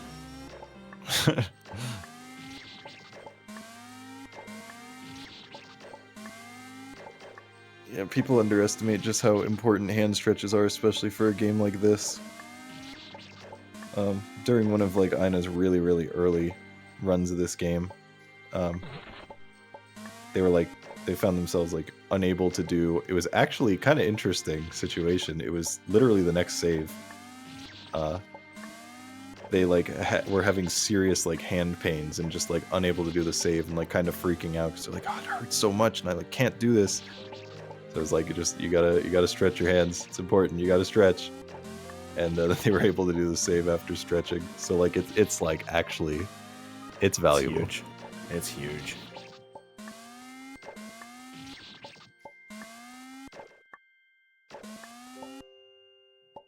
Damn, this save is rough. Oh yeah. Well, that's the screen in general. It's just an unfortunate thing about a hard, like, execution heavy speedrun like this is that you can really just get stuck at any point, and there might not be any rhyme or reason to it. It might be someplace you've never gotten stuck before. Damn. That looked good too.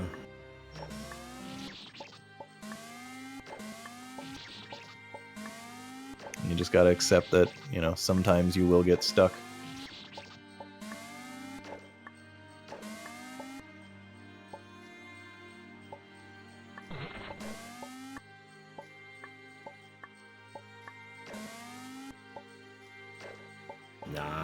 Nice. Out of there. Let's go. So This is a completely different path here. Yep. And final jump, again, impossible. And by that, I mean first try, really easy save. Who cares? Literally so free. And avoidance 3. Yeah, things are getting weird now. Yep. The flashback avoidances are really tough. So you'll see there are some similarities with the original version, but also they're like done in a bit of a different way. And those big cherries doing like predictive aiming a little bit.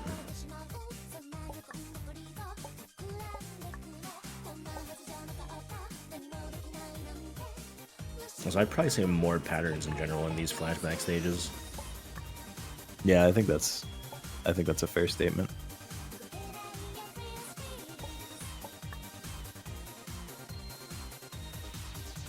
That might be why personally I like them less than the original ones, but to each their own.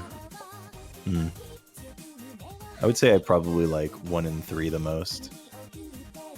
They're reasonable. 1 is my favorite personally. Yeah.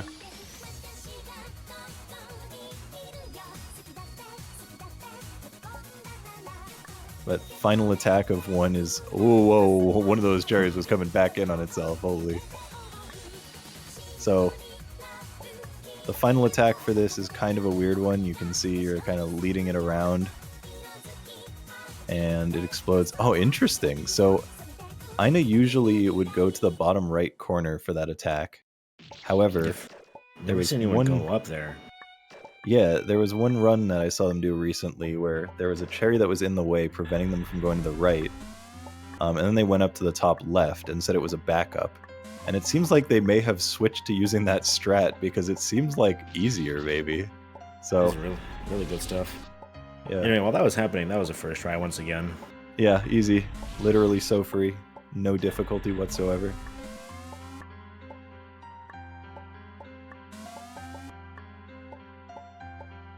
So once again, we have to do this bitch-ass gate jump thing. Ooh, really well done, though.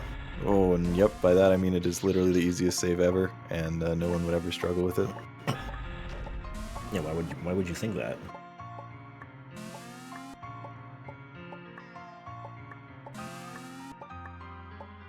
Oh, Bootstrap is here. Hi, Boots. What's up, Boots? Boots, as mentioned, was the old, like the person who first did a run of Noesis at Fangame Marathon. Did not include Final Boss, and that was a long time ago at this point, but the pioneer, so to speak. 2018, I believe. Good lord. My first ever restream shift run was that Really? Noesis run. Yeah. Crazy. Oh yeah, if you see artifacting on the screen, it's totally on your end, and you should definitely install a new version of Windows. Yeah, you need Windows 11, and if you're on Windows 11, you need Windows 10. No, if you're on Windows 11, you lap back around, you're going to Windows XP, buddy.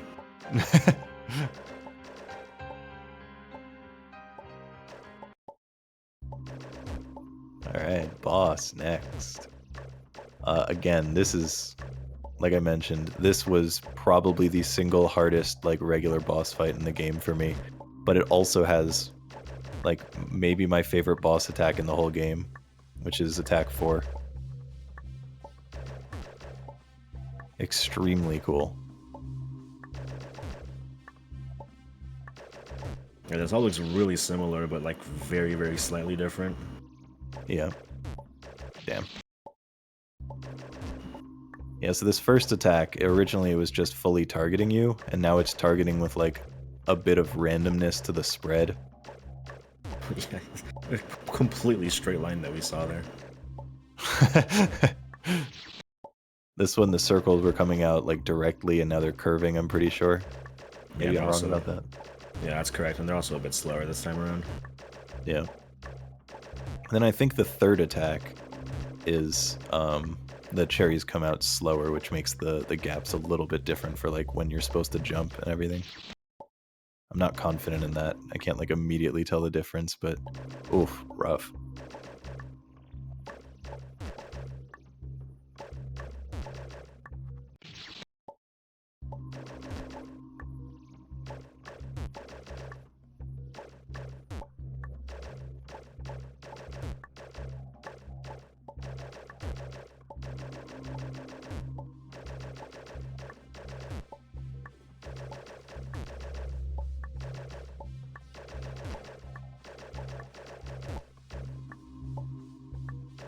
Yikes.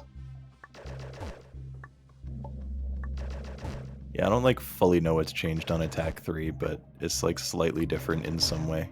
But then attack 4, like I said, this thing. I love it. It's so cool.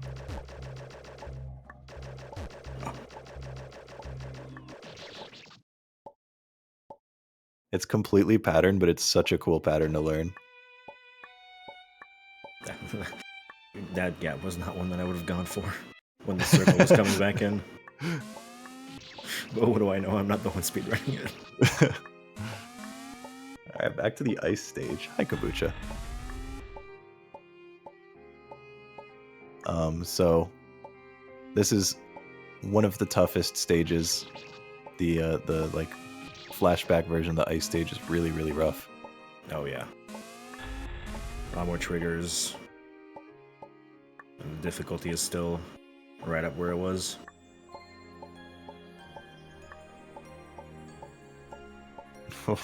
This jump is so precise. Yeah.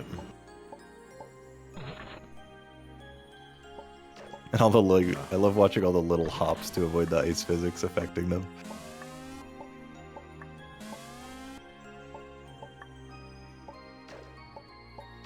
Beautifully done though. Wow. Holy. That's insane. Also that trigger right there, that like the second trigger on this save is like exceptionally precise because the trigger is underneath the block, so you have to go underneath by like one single frame and then like come back out. Yeah. Like, that trigger is not down, it is down and to the left. Which you would think, like, how is that even possible? Yeah. So the fact that Ida had like not died to it, you know, people would have never understood that it was actually difficult.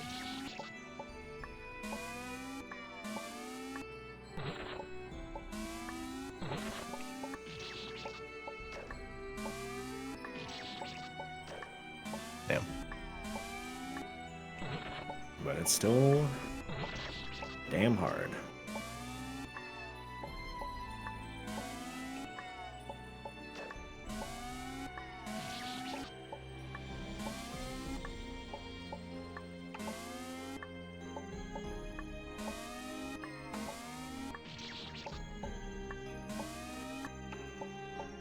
And also the, if you remember, there was a trap at the end of the save where the shuriken just moved to the right and then a spike came down, so that one's actually still there. I don't know if there's any difference. It doesn't look like it to me. So, one of the few moments where things are actually the same in the flashback one, unless I'm incorrect. Yeah, no, that looks the same to me. I think the spike that comes down might be in a slightly different position, but I'm not sure. Alright, and the boss of the snow area. So this is one of the things that I had mentioned before. So the Love Trap Cherry attack, which I believe is the third one, Yes. is kind of weird now, and you'll see Aina like using the ice physics for the positioning, which is kind of cool.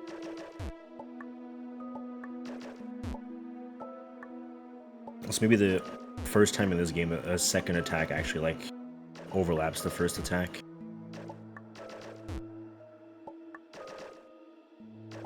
Sorry, I guess I'm thinking of the fourth attack, but either way. This freaking thing. Yeah. So this is like actually like really hard. Yeah. Oh man.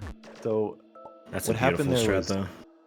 well, what happened there was Aina actually positioned it wrong for the first one, and then I think was just trying to save it, and it was just getting slightly and slightly more off from what they expected. Because generally they kind of like bait it up left and then down right, up left, down right. So It should be a bit more clean the second time. But yeah, that was a bit unfortunate.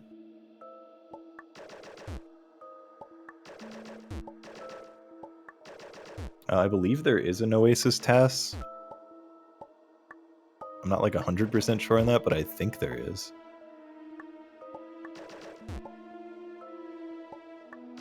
It sounds like something that would have been tasked. I don't know, I wouldn't be surprised if Aina tasked it already and just like has it private.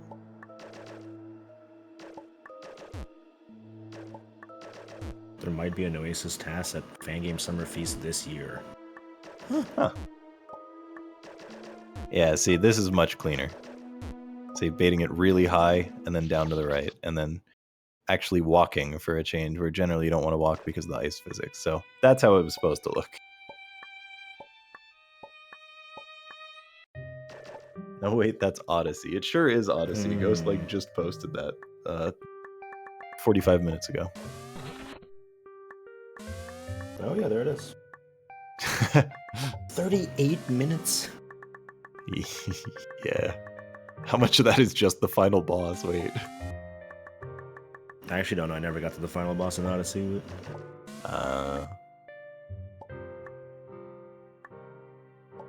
That's wild, because Odyssey also has the same number of stages as Noesis. Good lord.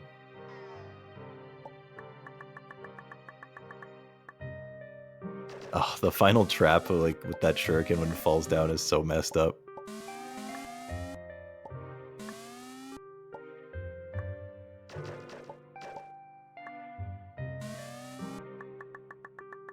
Alright, so final jump on this save is absolutely toxic.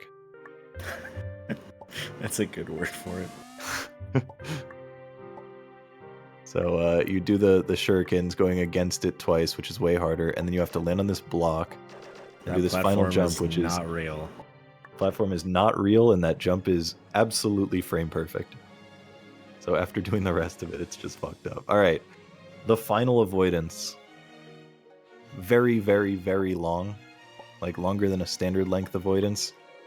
And also not easy by any means, with the hardest sections near the end. So all sorts of messed up. Yeah.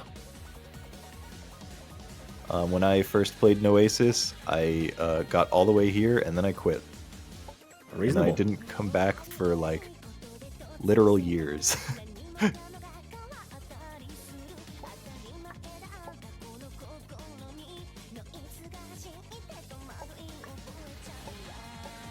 But you're going to once again see like there are some similarities to the first version of the fight, but just in like slightly varied ways. Like you'll see the hearts come in as a theme a lot. And once again, you want to stay away from being too close to these cherries because they will spaz out. It's the last thing anyone wants.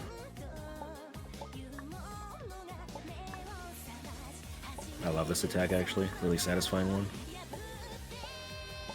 Yeah, so this you can actually tell what direction the cherries are going to be moving in based on the color of it. So sometimes like the darkest cherry is like an upwards curve, and then there's a downwards curve, and there's also like I think there's a fast and a slow for just straight. So you're kind of like paying attention to the center to figure out how the burst is going to go out. Also, that attack where Aina just like stands in a specific position then moves, kind of weird. Their speed is determined by how close you are to the circles. So if you are like further away from it, like trying to dodge it from the corner, while it may like look like it should be easier because you're further away from the cherries, they'll go much faster and be way harder to dodge. Yep. Also, the screen flip part, it's random whether it'll be upside down, flip left or right, or be like fully rotated left, right, up, down. This avoidance in general has a lot of like weird patterns that are based on your position and your movement that you really wouldn't assume unless you really know how the attack works.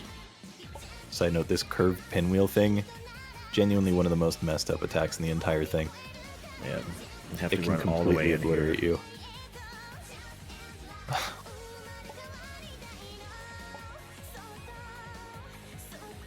Alright, a nice little gap. Good, good.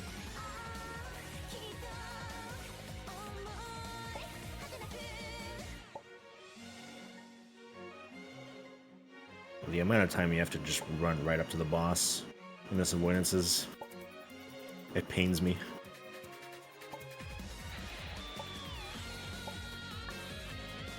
Okay, and we're into the final section of the avoidance where you have the curve.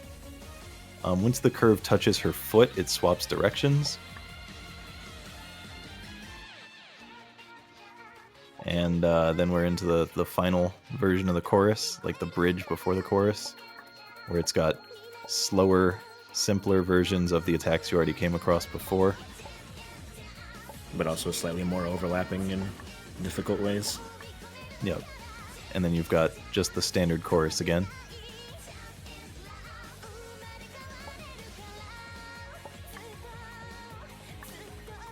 Alright, spotted the gap. Nice. Once again, standing in a position to move out of the way, so it gives you a better gap. Ooh, that was rough. That was a little Come on, tough. final. Final is a massive piece of shit.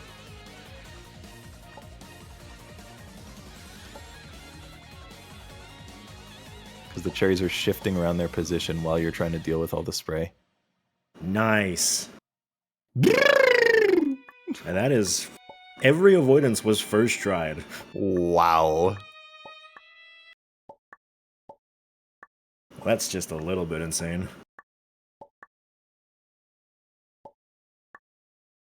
Aina is literally just too good. Wow. And And first one of the tried the final jump stage. to the last stage warp, which is really the True. most impressive part. That is actually true. That is actually a really hard jump. Alright, now we're into the last stage. This is brutal. So it is the same kind of thing that you have come to expect from all of the stages before it, except more precise, longer saves, making use of like things that you've encountered before in terms of like obstacles, but it's brutally difficult. It's Noesis cranked up to 11, really.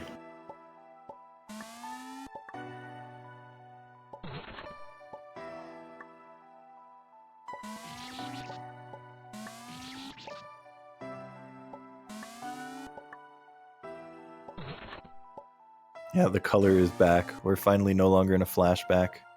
We're in the present. Congratulations, everyone who made it to the present. Yippee!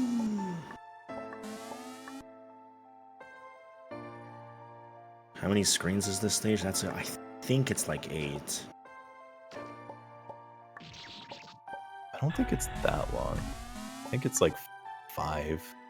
Oh, it's definitely more than 5. I think it's at least 6. Replace your bets with 5 channel or 6, points. so. I'm still gonna stick to. You know what? I'm gonna stick to 7. I'm gonna go 6. All right, but Boots said 6. I'm kind of just have to. Oh, okay. Well, I have to accept my loss there. I mean, the fact that I thought it was 8 kind of says a lot about how long all of these screens take. yeah, it feels really long. Because you will be spending a while on it. Like, this stage took me, I believe it was like a bit over an hour for final stage, which is considered like really fast for a first playthrough. You did all of this in like an hour? Yeah. What the hell, man? I don't know. Unfortunately, sometimes I'm a needle player. I'm so sorry. I appreciate it. Do you count the final boss? I mean, if it makes me right, then I do count it. That is fair. Final boss like transition screen is like 2 screens there, so. There you go. And some of the hardest platforming in the game, some might say. Bit of an iconic save here. Really Yeah. long, too. Yeah, you're doing the same thing multiple times and it just brings it down, except slightly different each time. And final jump. Oh, dying to the gate is rough. But unfortunately, it's like reasonable. Yeah. As mentioned, this is one of those situations where Aina is using numpad. So you'll see like a jump done before going for the jump, and that's just to get the same frame jump and move. So that's used quite a bit in this section. Especially the last jump, you just full jump hold right, I'm pretty sure. Nice. GG. Obviously a screen referencing stage 3 and once again Char.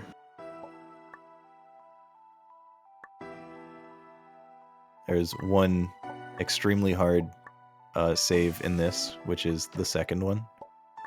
Yeah, here we go. Which Aina is going to do within 30 seconds, so... Yeah, this first obstacle is really cool, second one is really hard, and then the third one is just kind of an asshole. Sorry, I can't say that. Yeah, you can't say that. Well, you owe me $2 now. Oh no! Everyone watch ads on the Fangame Marathon channel to give Cosmo his $2 that I owe him. Please. I'm asking nicely over here. You can go watch the relay race. You should absolutely watch the relay race, though, for real. That was awesome. Alright, so this cherry section, you may think this doesn't look so bad. It puts a trap right at the end. Watch the way the cherries fall after this last set. Yeah. It blocks it off after the fourth set of cherries. So, if you don't immediately go under the full set of 4, you just get closed in. Also, there's a fake block there that Aina cancels over.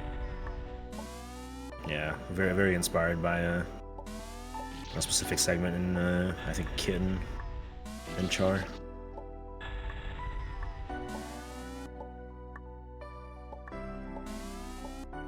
So funny story, when I was trying to think of like the number of screens and I went with 5, it's specifically because I forgot this one. Reasonable. Well, actually, no, not reasonable. The second sail on this screen is a piece of work. It's a piece of work for sure.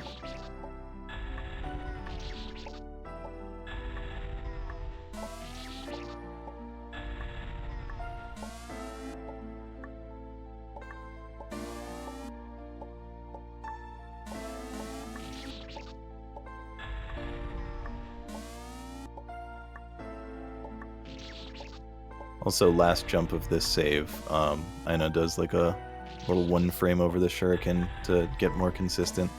It's kind of a tough jump if you don't do that. Hard to make it more consistent by just like doing jump strats, or treating it like a 5 frame, which is really hard under like the amount of time pressure that you're going to see.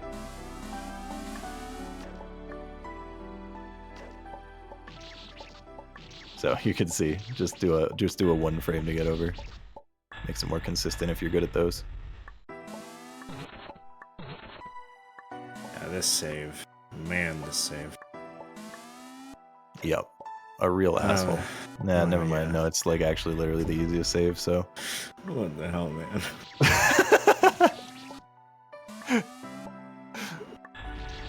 Oh yeah, here was my biggest contribution to the speedrun. So the start of this save, that like trigger that you need to do to activate the spike and then drop to the right.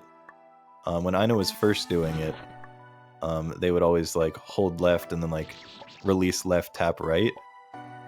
But in I Wanna Be the Guy Fangames, there is actually such a thing as key priority, where the right arrow key will take preference over the left. So if you're holding left and then you press the right arrow, you'll switch to moving to the right. That's not the case when you're holding right and pressing the left. So because of that, I came up with the strat that you can just hold left while going down, and then while still holding left the whole time, you then start holding right. So makes it more consistent, and yeah, Aina uses that. So basically, I'm responsible for this speedrun, just in general. That's great, honey. Thank you. They just first try that save? No, they died once at the start, or maybe twice at the start, but otherwise, yeah.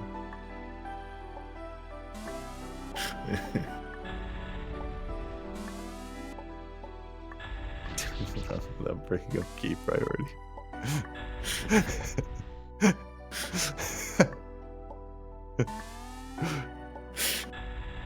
true though.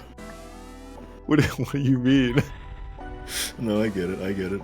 I don't do that. What are you talking about? No, I get it. I don't get it. That's not. Listen, What do you say talking got? about? Say got it in chat if you got it. I don't get it.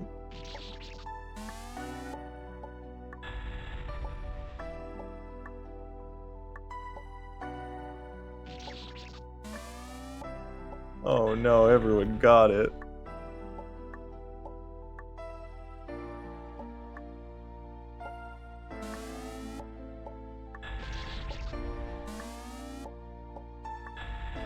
Oh, 2 people didn't get it. Oh, thank God, we're free.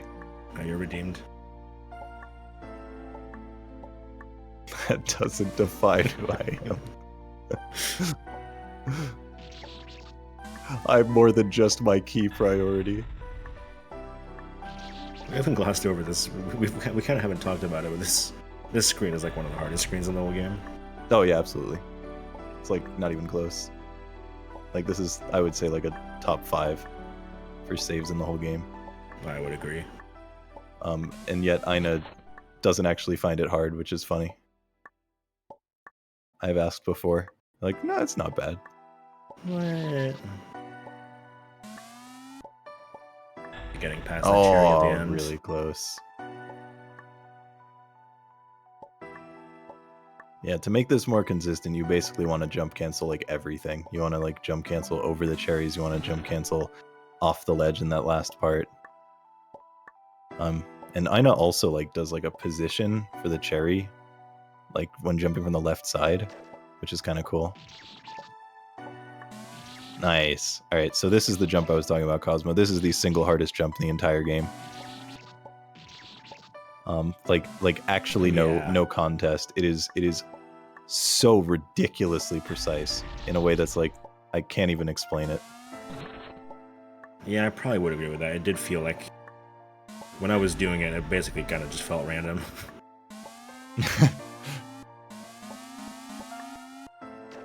Oop. All right, this last little gauntlet thing, it's random when that spike will move out of the way, so you just kind of have to be ready for it.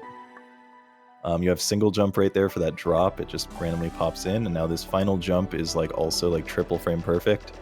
Except it's like the easiest thing ever, so I guess like whatever, fuck me. Final screen is easy.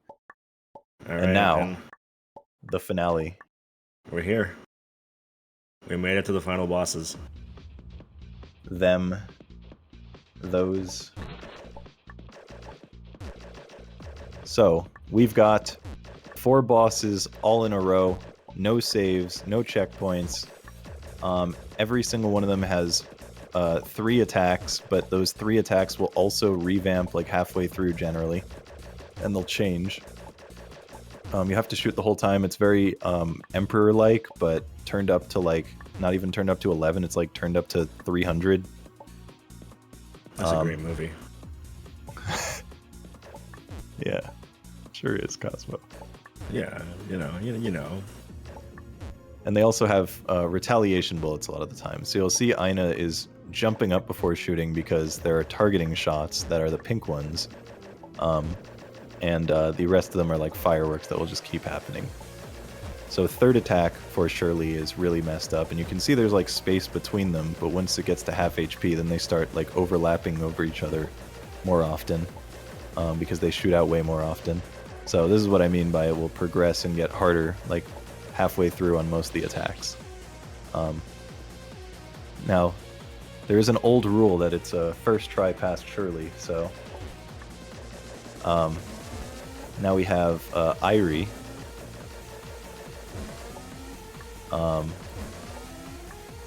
Is this Irie? Am I right? Am I missing some? Is Irie the third one? I think was Irie the third. I think Irie was the third one. Irie's the third one. So who's Yune? Yune. I think it's Yune, right? Something like that. That sounds more right to me. Oh yes, I got it. I'm right. It's Yune. Oh man. So this circle right here, it will target out and track you based on like when it comes out from the boss. So you're basically moving in and out to like position it, and also likewise the green cherries are also targeting based on your position, So you can see the size of the gaps is changing constantly, and that's because it's based on how far away you are at the time. This part is entirely pattern and very hard to learn. Oh yeah. I would say that Yune is the hardest of, well, I would say it's the hardest to learn, but once you learn it, it is probably the easiest. No, absolutely. Once you start really like learning to count your shots and getting ready for everything. And now we've got Irie. Irie is the Clown Fiesta, the Las Vegas. So first attack, it's got these things. You have to stay next to the boss, and then halfway through, it pushes you to be even closer to the boss by bringing the rings in even further. Really, really tight. It's kind of a reaction speed test, but also you have to be able to read it. Now here is where we have Vegas. So they will come out, and they will go in a random direction each time. They all have like random speeds, random directions, whatever. But halfway through, they switch to not only being straight, but curving as they do it. And sometimes they will just slam you right in the face, and Aina got really good RNG there. And now what I consider the single hardest attack in the whole boss, this is the pattern of Irie. But it's not just a pattern, because it actually progresses based on the damage you do. So you'll see Aina like shooting while jumping, and it's making it consistent. Alright, well, and now we have Masaki, who is the random one. I would personally call her the easiest of them, but also I would say Irie 1 is like the hardest attack outside of Irie 3. This attack is messed up. Well, these cherries are basically unreadable most of the time. Yeah, the way they curve is nonsense. Nice. Okay. So this, it's got like a stop and go kind of attack. You'll see two of them alternating back and forth, and then halfway through it's going to add a third color that you're then going to have to keep track of. So now we've got a third color. But you have to make sure to keep track of all of them at the same time, and it can put you in really unfortunate situations every so often. And then Masaki 3, the finale. Just random spray. It gets really, really impossible halfway through, so I'm just going to be quiet.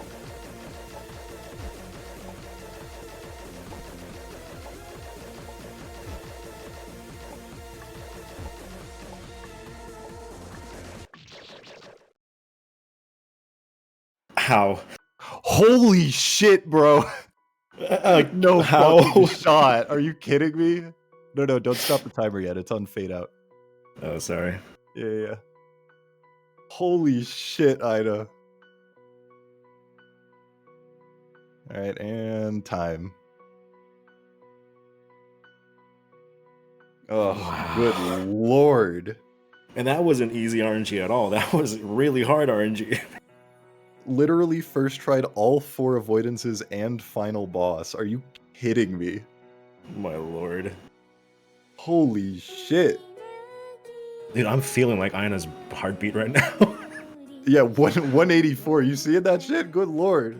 I'm feeling that. And I'm watching. Yeah, my heart was pounding in that final, I'm not gonna lie. Brother. Wow. Well, Wow. That was insane. Wow. That was insane. Wow. I think some people might not even understand just how hard that boss is. Like I said, this is like Avoidance Hall of Fame boss. This is like hundreds of hours grind for most people that you just saw done in one single attempt in a speedrun. This boss like took me like 15 hours on my first try.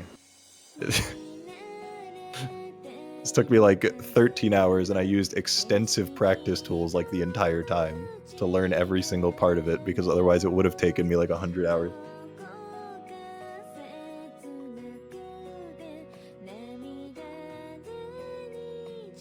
I mean, what do we even say?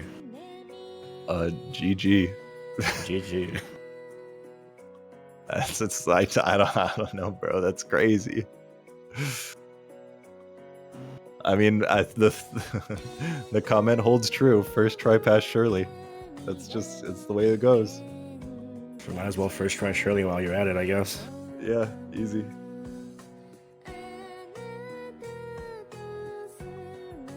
Oh yeah, we never got the follow the runner working. Oh, whoops. Did I not? Oh, I No, thought that about says it. SAS. Sorry, I definitely thought about doing it, but I might have it copied. No, I don't. There we go. I'll definitely go follow. Yeah. Jesus. I mean, Aina has said many times in the title of their stream that they want to take an indefinite hiatus from like Fangames and whatever after this run, so we'll see if they decide to keep going with any stuff after, you know, the experience that was just had. But I know at the very least Aina probably wants an amount of a break after grinding Noesis so much recently. It's reasonable. So We were just chatting the other day, like during the marathon, and at some point Wolf just kind of says like, "Hey, I just got sub 2 in Noasis again." I just have to be like, okay. Yeah, their PB was like a 158 or something, and then they got a 157, which like absurd. And this was like even though you see that it's like 20 minutes behind that, that's like pretty close to like a new PB. Just like if you just ignore the start of the run when the nerves were the highest, like that shaves off like 10 minutes on its own. Oh yeah, easily. Unreal.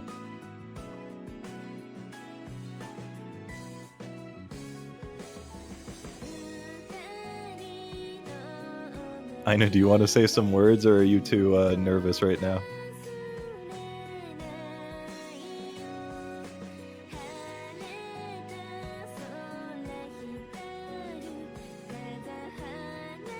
You're probably too nervous. Honestly, that's fair. That's an incredible run, though. Unbelievable. Oh man. So in case people were like, why isn't Noesis in the main marathon? Like this could be like a great thing to put in the main event. It's specifically because of this. A, we wanted to try to stress Aina out less, which you could see only slightly worked. So I mean, moderate congrats for that. But also, you know, the run, a 3-hour estimate means nothing. It could just as easily be 2 hours as it could be a run that actually doesn't even finish. All right, everyone guess the deaths. Everyone guess how many deaths you think it was. I'm going to go 892. I'm going 2. 2. Yeah. And there it is.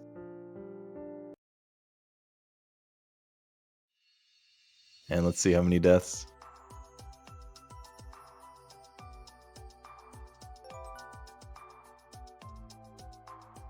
$992. I was so close. Wait, that's crazy. Just one number off. That's funny. And I think I was actually the closest of everyone in chat as well. Holy. That might actually be true, yeah. Oh, I'm so good. Under 1,000 deaths as well.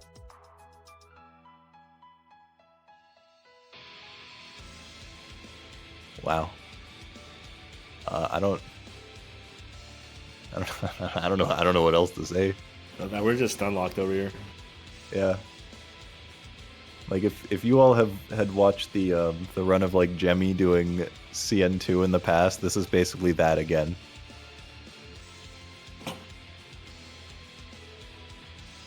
Yeah, the other save files, they're Bibu save files. I was gonna say, I think there's only one thing that really comes to mind is shoutouts to Bibu. Shoutouts to Bibu. Bibu keeping Aina sane during their grinds.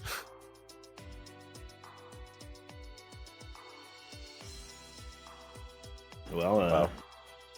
I think we're just gonna move on to the last run of the marathon then. Is Echo even awake yet? Because it's like earlier than we would expect. Hopefully he's like around.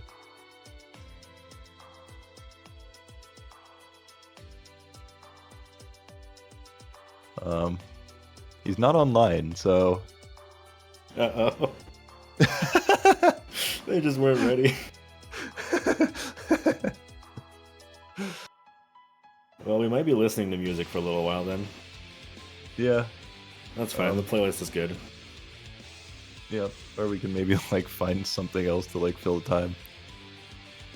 Give people some more balls. Oh yeah, plenty of balls. I'll get plenty of balls for the last one. Oh, Aina, do you want to play Crazy Sauna? And the Chickaba mentioned that one. I think that would be good. I would love to see Crazy Sauna. Wonder how Bifu could keep anyone sane.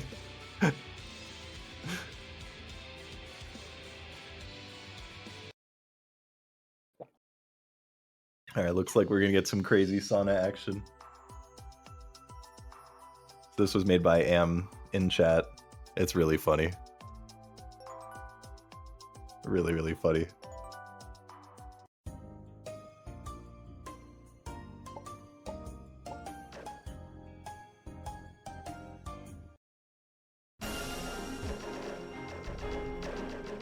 Oh my god. Yeah, so this is Sana again. Except it has 4 different attacks based on the color. It'll randomly do those. And it also like will progress and change the attacks. So it has, I believe, 3 attacks per color.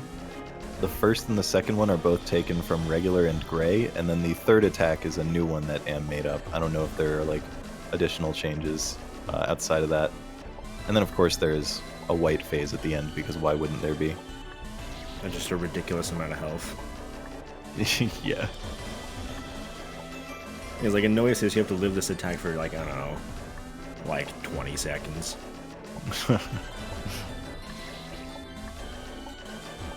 Your first run, you got 61 hits. And honestly, I'm looking at it like I'm like, fair. That's fair. Yeah. Yeah, this looks new. Yeah, this is new. So there might be like 4 attacks. They're doing the wacko curving. Okay, never mind. Oh my god. Okay, so it's not first and second are the same. First was definitely the same. Yeah. Maybe the third attack is the one from Gray. Yeah, it could be. Could be 4 attacks per. Here's Gray. Not yet. There you go. Yep. Okay, so it's probably 3 attacks per like crazy destination.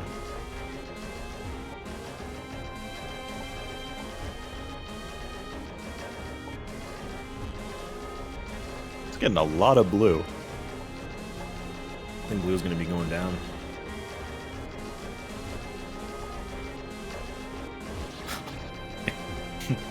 It's just blue. All blue. It's just literally all blue. Oops. Yeah, so I guess it's got to be first and third are the gray versions, and second is the one M made up.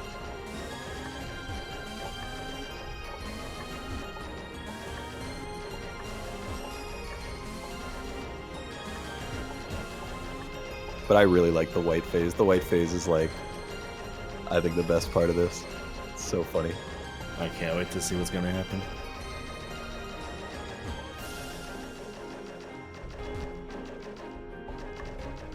This attack looks impossible, by the way. I'm struggling to understand it. Yeah. So that's what you have to look at? Oh, that's so hard. Yeah, it's really hard. The dodge itself is fine. It's just trying to figure out where to look is ridiculous. Yeah, it looked like you kind of have to look in the center a little bit to the left and just kind of read the 2 of them at the same time and just keep track of what's coming next. But honestly, it's still... I was trying to look at the bosses. It wasn't working. I have to be honest.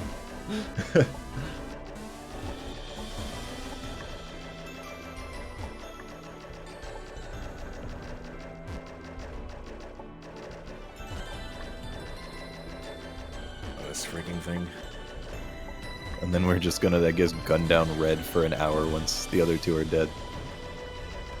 Yeah, that's yeah. What it's gonna be. Oops, all blue. Oops, no red.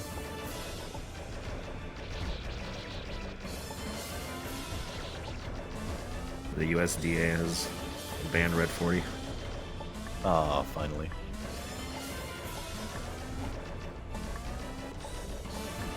Is that the one that people said would like give them migraines or something? I actually don't know. Cool, sick. Wait, there's something weird happening on this one. Looking good for a big hit PB. They're at 12 hits, and I'm pretty sure their best was 5, so I'm not so sure your math is correct. When I said 61, that was Mr. Sammy Bull in chat. Oh, yeah, Sammy.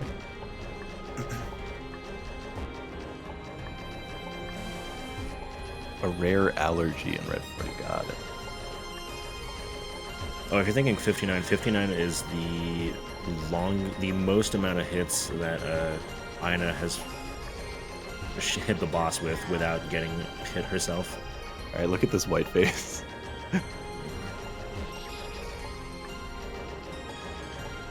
Do you get it? Oh no.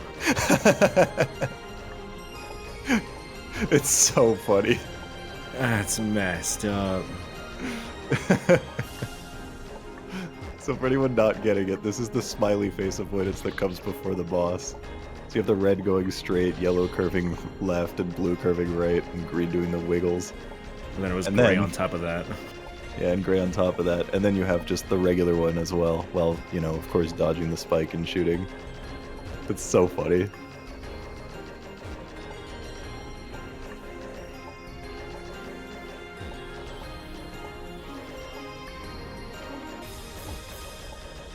Wow.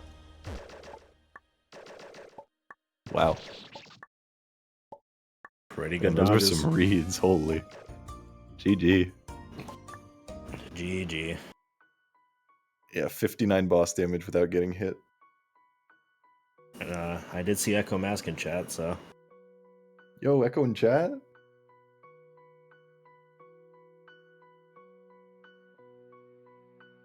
Yeah, credits again. Finally, some Noasis credits. Oh, Beautiful. Jesus. Amazing stuff, Aina.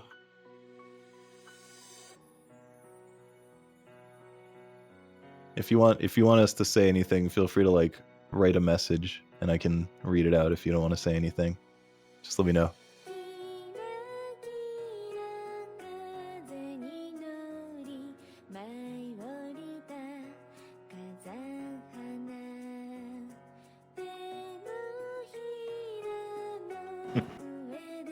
These credits are really funny. Yeah. It's just various screenshots of Sana.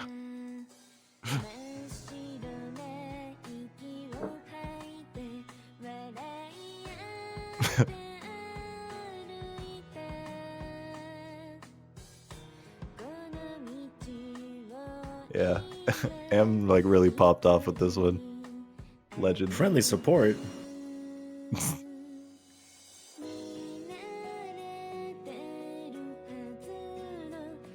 Were they like used as inspiration for the attacks or something? Or like I don't know, maybe. I guess that's probably what it means. Shiratama, my goat. Yeah, I guess it is inspired by the other things. Cool. True. It is factual.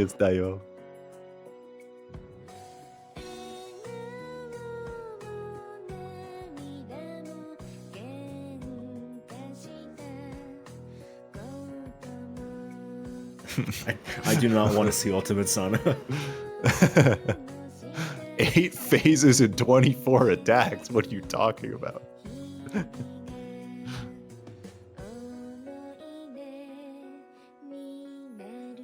Alright. Aina may have a message to say before we go. Alright, Aina just wanted to say thank you everyone so much for watching the run. They are quite surprised that they were actually able to run it as well as they did and did not expect that. So they just want to say thanks for being here and watching. That's worth Which, it. you That's worthy of a clap. Just really incredible. We've been wanting Aina to run Noesis at Fangame Marathon for like years, but never actually thought it would happen. So And here we are. not only did it happen, that was incredible. Well, GG. GG. It's time for us to move to the final run of the event. The one and only Draw My Guy is back with a little twist this year. See if you can spot it. We'll be back in a little bit after we get the setup going. See you all very soon.